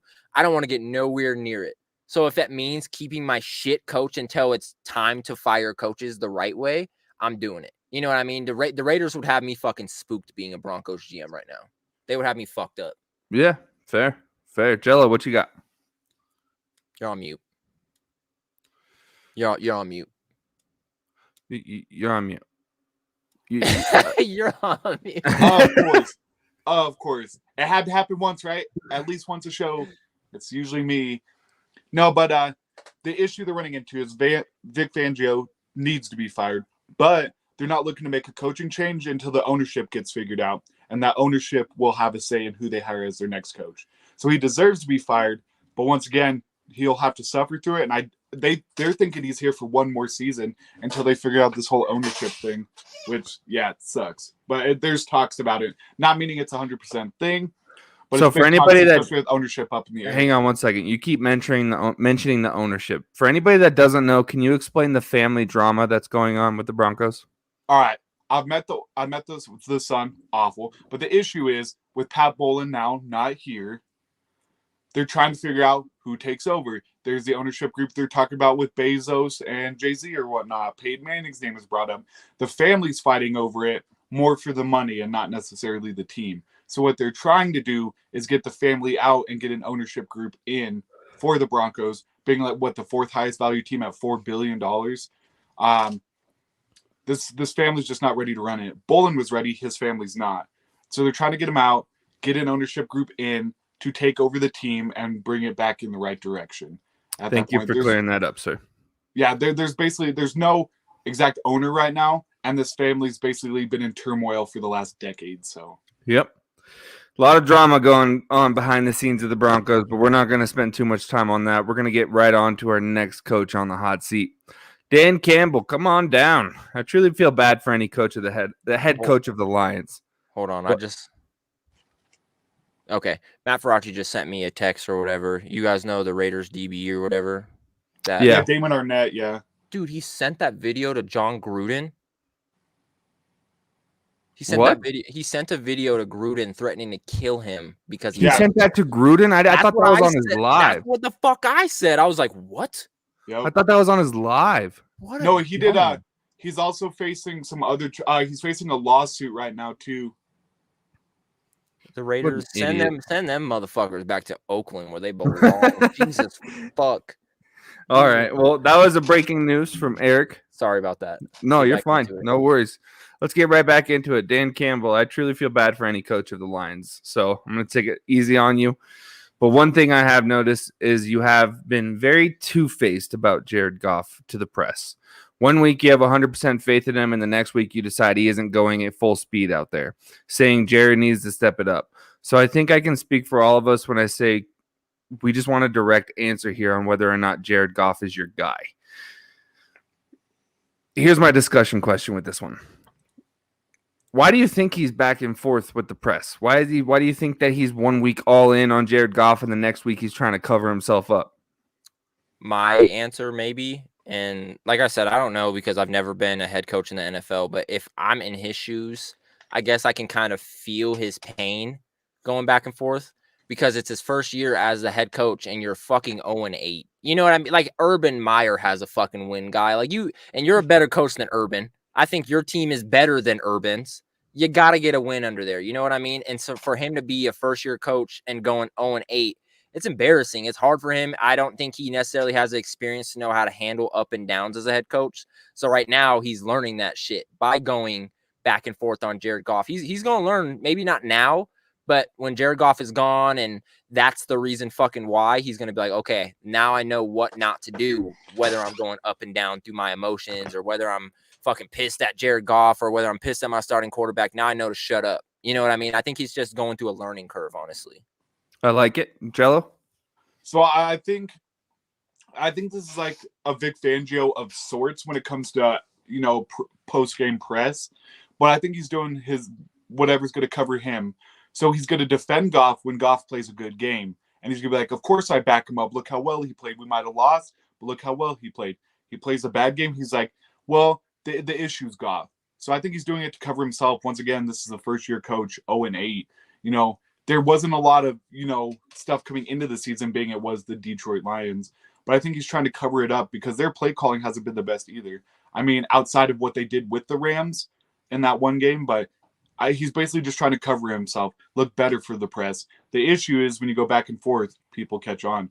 So he's just trying to do his best to cover himself and make him look like the good guy in all of this poor play at this point. I like it. All right. This one was special requested from Jello, so I did a little bit of digging. And I didn't really like what I saw, so let's talk about it. Mr. Matt Nagy, the whole city of Chicago is calling for you to be fired. You remind me of a dollar store Vic Fangio. And surprisingly, I might say you are worse than Mr. Fangio. You have the firepower to actually be a good team when you get David Montgomery back off of IR, but somehow you take these star-talented QBs and turn them into a JV second-string quarterback. It's sad to see some of these guys waste their talent under you. Hopefully you and Vic can be neighbors in the retirement home. Now, my follow-up question to that, all being said, is the same one I have for Vic. The whole city of Chicago is literally asking this guy to be fired. Do you think that the Chicago Bears are going to give in on this one? Because it's a little bit different of a situation than Vic. So to add on to that, it's like the whole fucking city of everywhere is calling for this fucking guy to be fired. I'm in Colorado, and every single one of us on this podcast thinks he is one of the worst coaches in the NFL. Am I wrong? So it's not just Chicago. People are noticing this outside of the city. People are noticing this everywhere. Matt Nagy is not a good NFL coach. And one thing that I've been noticing is he kind of just runs with what works for him. Whether Justin Fields is, you guys seen it in the week 8 highlights, that crazy ass run for him. The minute he did that, you've seen him on the sideline. The cameraman got close to him. He said, "You're here. You're back." And it's like, bro, that was the luckiest fucking run ever. I don't know if I would call that like a planned play and say like that's what the fuck we do, because that was lucky. You know what I'm saying? So I feel like he needs to figure out how to coach football, not even just in NFL. He needs to get back to the basics and figure out run, pass. It's third and short. What the fuck am I doing here? Because I feel like just watching him from the TV, he doesn't know how to do any of that shit. Matt Nagy's horrible. Facts. Jello? Horrible. Yeah, I mean, Nagy's decision-making. Let's start off with, I wholeheartedly believe he's the reason why they were forcing Trubisky out. When you look at it at this point, like Trubisky was a Pro Bowl quarterback, whether people like it or not. He won games for him last year where Nick Foles lost it for him, but he wouldn't give Trubisky the start back over one interception. And after Foles threw 12 of them, and Trubisky still took him in the playoffs and did what he did at that point. So his play calling, they do pass plays when they need to run and vice versa. Once again, this is another, it's all about me, not about my team. Only for prosperity. Any bad things, it's always the team's fault. He sets up his players. This is a team where this line can be good. This defense is great. Of course, people are going to get hurt or whatnot, but you had Eddie Jackson. I know he got hurt. Jalen Johnson you drafted last year. Khalil Mack, Akeem Hicks. You add Jason Peters from the Eagles, Montgomery, Allen Robinson, Darnell Mooney. You have the guys to do it, but you don't know what you're doing.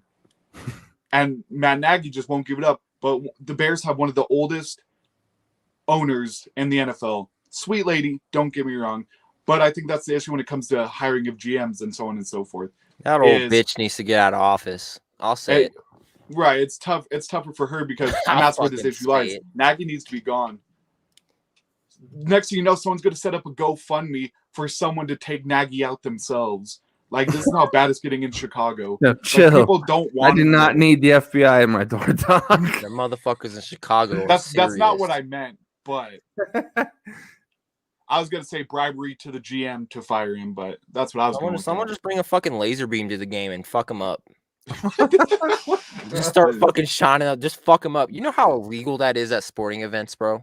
Yeah, it's a fat fine. It's a felony too, right? They will fuck. Yeah, it's a felony. They will fuck you over for something like that, bro. $50,000 or something like that. I remember like a couple years ago, it was like I think it was a World Series game, and there was just a pitcher. Like, at the pitcher or some shit. They shut the game down for like an hour to find out who the fuck did that.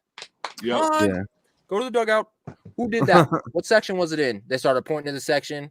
People started getting winded down. They started patting motherfuckers down. I was like, So if you really want to fuck Matt Nagy up, just slip a laser beam into his pocket and say he was hitting you in the crowd. You know what I'm saying? Flip the script on him. Tony, take it away, bro. That's all I got for this week's hot seat, man. Hot seat, Coach Tony, man. That was Coach Tony. We're going to get into a quick commercial break. On the other side of the commercial break, you guys already know what it is. We're getting into our Week 9 NFL Pick'ems. It's going to go down, man. So stay with us. We'll be right back.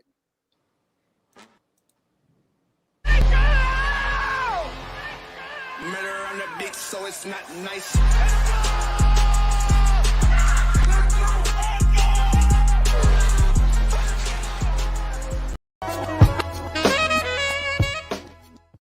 Hey, shout out to all my ladies out there. Doing the damn thing, man. Waking up every morning. Changing both babies. Getting them ready, feeding them breakfast. Getting themselves ready, man. And then getting their ass to work, man. Shout out to all the women.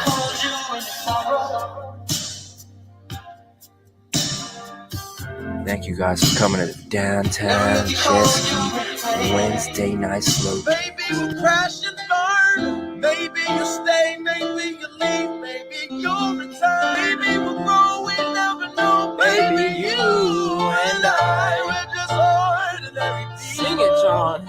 Hey! Tuning in to the first downtown Jesky's downtown late Wednesday night slow jam session. Let's turn it back up. Take it slow. Hey, we're just ordinary people. Hey, white folks, I don't want you guys to feel left out. Let's play some white people slow jams. Let's play some things that'll get the white people out of their seats, huh?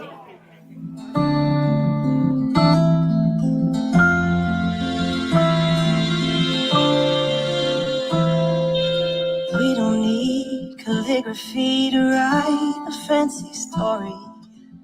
Kings and queens returning. When it's a white. When it's a white. I'm smoking power in Japan. Black of the berry, drink my cream.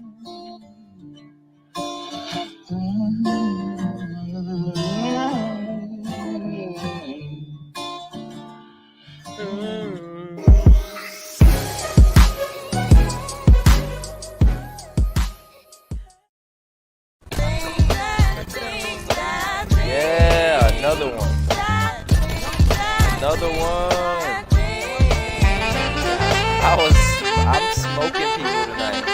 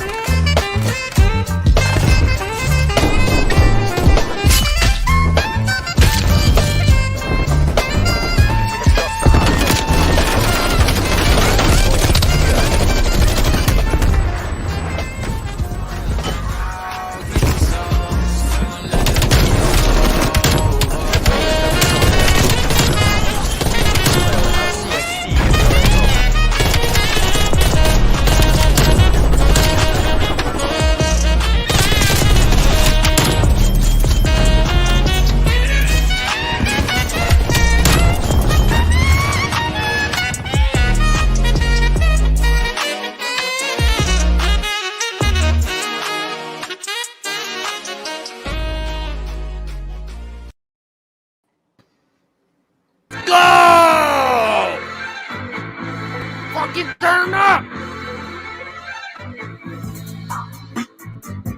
Nigga.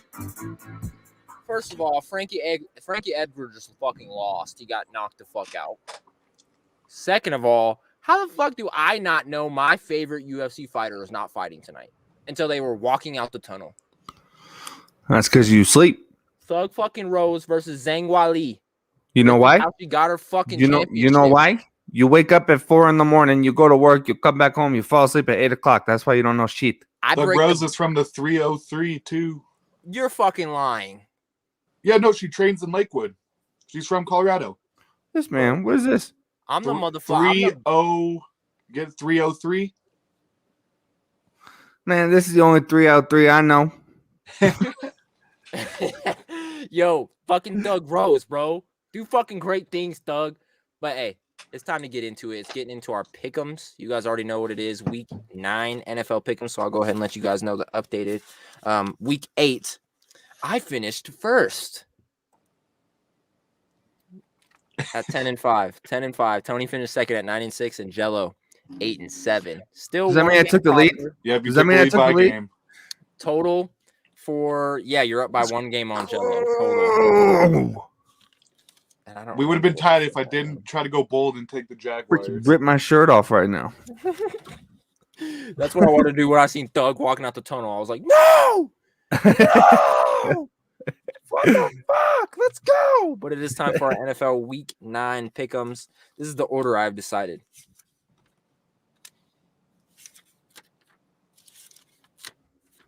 It will go Rapid fire. Tony, me, Jello. And we going rapid fire, baby. So just before we do this, are you guys keeping your scores that you sent me? I have one team change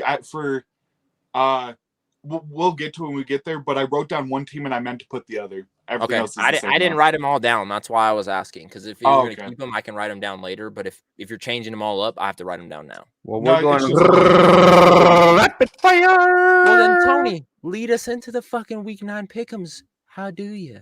Yes, sir. For some reason, we're going Broncos Cowboys first. I got the Cowboys going 21-7. Dallas 21-7. I got Dallas winning this one 28-13. I think Denver has no fucking chance with the red stripes on our helmets tomorrow. Never seen it. No chance. I got Cowboys going. Cowboys winning 27-17. Oh, these are all out of whack. No, they're not. They're all timed. They're all by time. I don't know about that. But we're going Bengals 28-24. Eric? First of all, Tony, you got to let the fucking fans know the game. Browns at Bengals. Oh, my bad. You're My going bad. Bengals. I thought you were directing the show. I got this. Browns at Bengals. I got Bengals 28-24. Eric? 28-24. This one might be a confusion to you guys, but you guys know I'm hopping back on that Cleveland bandwagon. I got Baker Mayfield doing the damn thing without Odell Beckham tomorrow. I think they're going to win this one 24-21. I got Bengals striping out the Browns, winning 35-24. Sheesh. All right. Texans, Miami, the battle of 1-7s. Yes. I got Texans winning this game 14-3.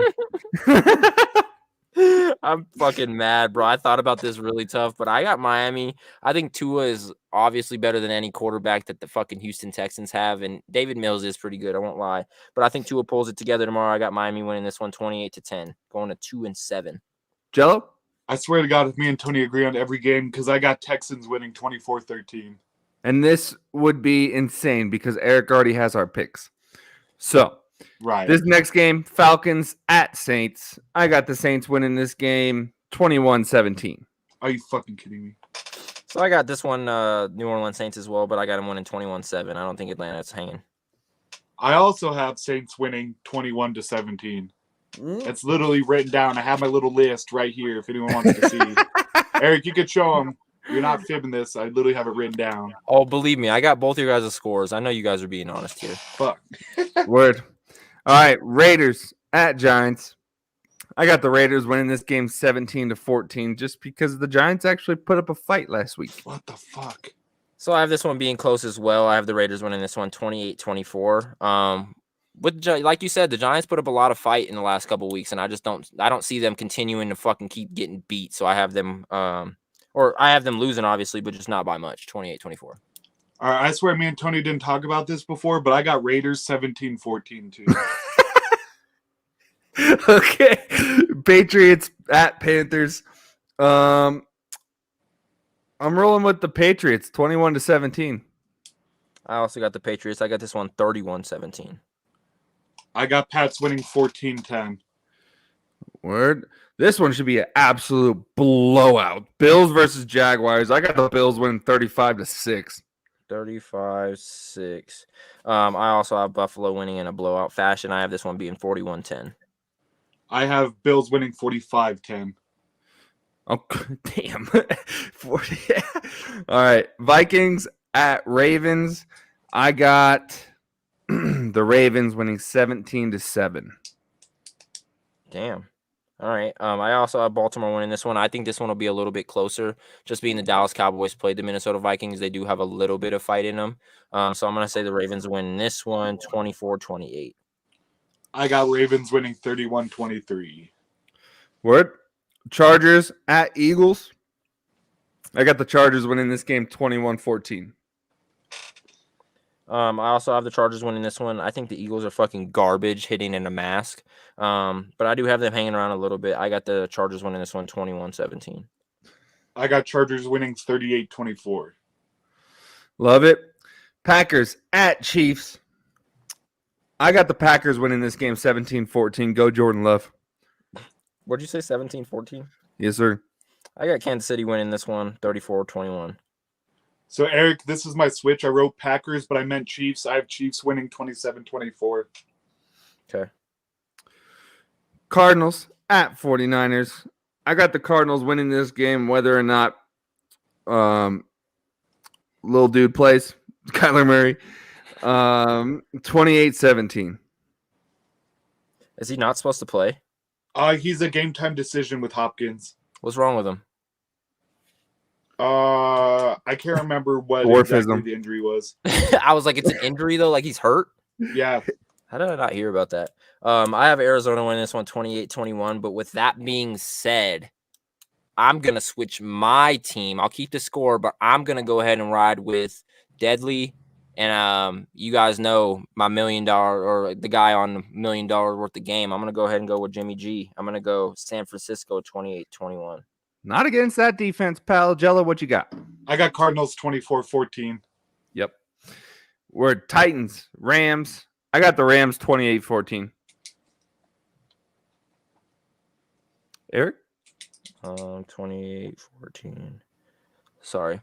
I also have the Rams winning this one. I got this one being 28-7. I think Tennessee gets the fuck beat out of them tomorrow. I got Rams winning 42-27. Tannehill without freaking Henry is a dumpster fire. I get the Rams are good, but how the fuck do you picture them scoring 42 points on Tennessee? Because I could see it, because the big thing is their backfield sucks. Their front seven's good. And you got Cooper Kupp, 10 touchdowns, 8 games, those deep passes. You have Robert Woods. So I think they're just going to run all over them. And I think this defense might get a touchdown or two out of this. Hey, before we get into this Monday night game, all I want to say, these bitches are banging right now. They are throwing fucking hands, dog. Are they? It's a rematch. Yeah. She took the belt last time they fought. Hell yeah, bro. I fucking screamed and almost cried when she did it. But now I'm like these women are throwing like men. They're just out there throwing hands, bro. What was that sound? What happened? His voice cracked. That's what it sounded like. Yeah, your voice sounded like it cracked hella. Like worse than my 14-year-old brothers, dog. Fuck you. All right, last game. Last game. Bears at Steelers. You know I got to ride with the Steelers, man. I thought you were going to say Bears. Where's my score at, though? 21-8. Ew. 21-8. What you got? I'm going for 2 at the end. Yep. Nice. I actually didn't have a fucking score to this one. I'm definitely going to go Pittsburgh as well. I'm going Pittsburgh 14-7. And I'm going Pittsburgh 27-6. All right. And then our bye weeks this week, the 0-8 Lions, they need it. Tampa Bay 6-2, Seahawks 3-5, and the Washington football team at 2-6, man. I think every one of these teams lose these week in their bye week. The Lions continue to 0-9. Tampa Bay 6-3. Seahawks 3-6. Wouldn't that be some shit? Just automatic L week. They could just decide, like, did you guys do your bye week good? No? Okay, you guys lose. Like, you guys get a fucking L on your schedule, man. That'd be fucked up, man. But that was the Rick T Podcast, Season 2, Episode 28, with your boys Jello, Rex Road, Eric Holmes, and Tony Cave, man. We have a lot more to talk about, which you guys will hear about next Sunday. You guys will hear about it Wednesday, all of our other shows, man. But definitely tune into the NFL tomorrow. Bunch of fucking games, snag packed. You guys know all the shit. The whole damn show. Because he's loyal. This man loyal. This guy loyal. Matt, I wish I had something to give this man. Matt, you the fucking realest, dog. Yeah. I owe seen him you at a the hug. Mesa. How about that? Seen him at the Mesa game. Farachi's butt flumber is going crazy tomorrow. Hey, I need Beans Above the Frank to go ahead and put up 200 tomorrow. I need it. Discount Belichick to get it together. I'm the freaking Jets right now. Oh, wait. Sorry, Matt. I do like to say I'm 8th ranked in our league, but I beat the number 1 team last week. Just want to throw that out there. Who, Haley? Yeah. Her team is That's the best I can say about it. She doesn't know what she's doing. I'm not gonna lie. She comes to me and she's like, "What would you do?" And I'm like, "Well, if I give you my advice, then that would be helping you, and I can't do that." And she's like, "What do you mean?" That's cap, bro. You tell her what to do. Don't lie. It's all right. You guys aren't cheating. You guys aren't trading. She's not worried about it. She's literally I'm not worried about it. 2 games in a row, and you think I'm controlling that shit? You think I want her to lose the money? Might be a setup, cover up. That would be a good cover up, but I'm not that smart. I didn't think about it. You said that would be a good cover up, and you caught me, but fuck it, I didn't do it. You give me the credit of being that smart to cover it up like that? Yeah, I went to college with you, Doc. Touche. This is the Ricky podcast. Oh shit! No, Rose just got stunned. This is the Rick T podcast. Thank you guys for tuning in. We really appreciate you, and I hope you guys have a great rest of your night. Peace. I need you to stay.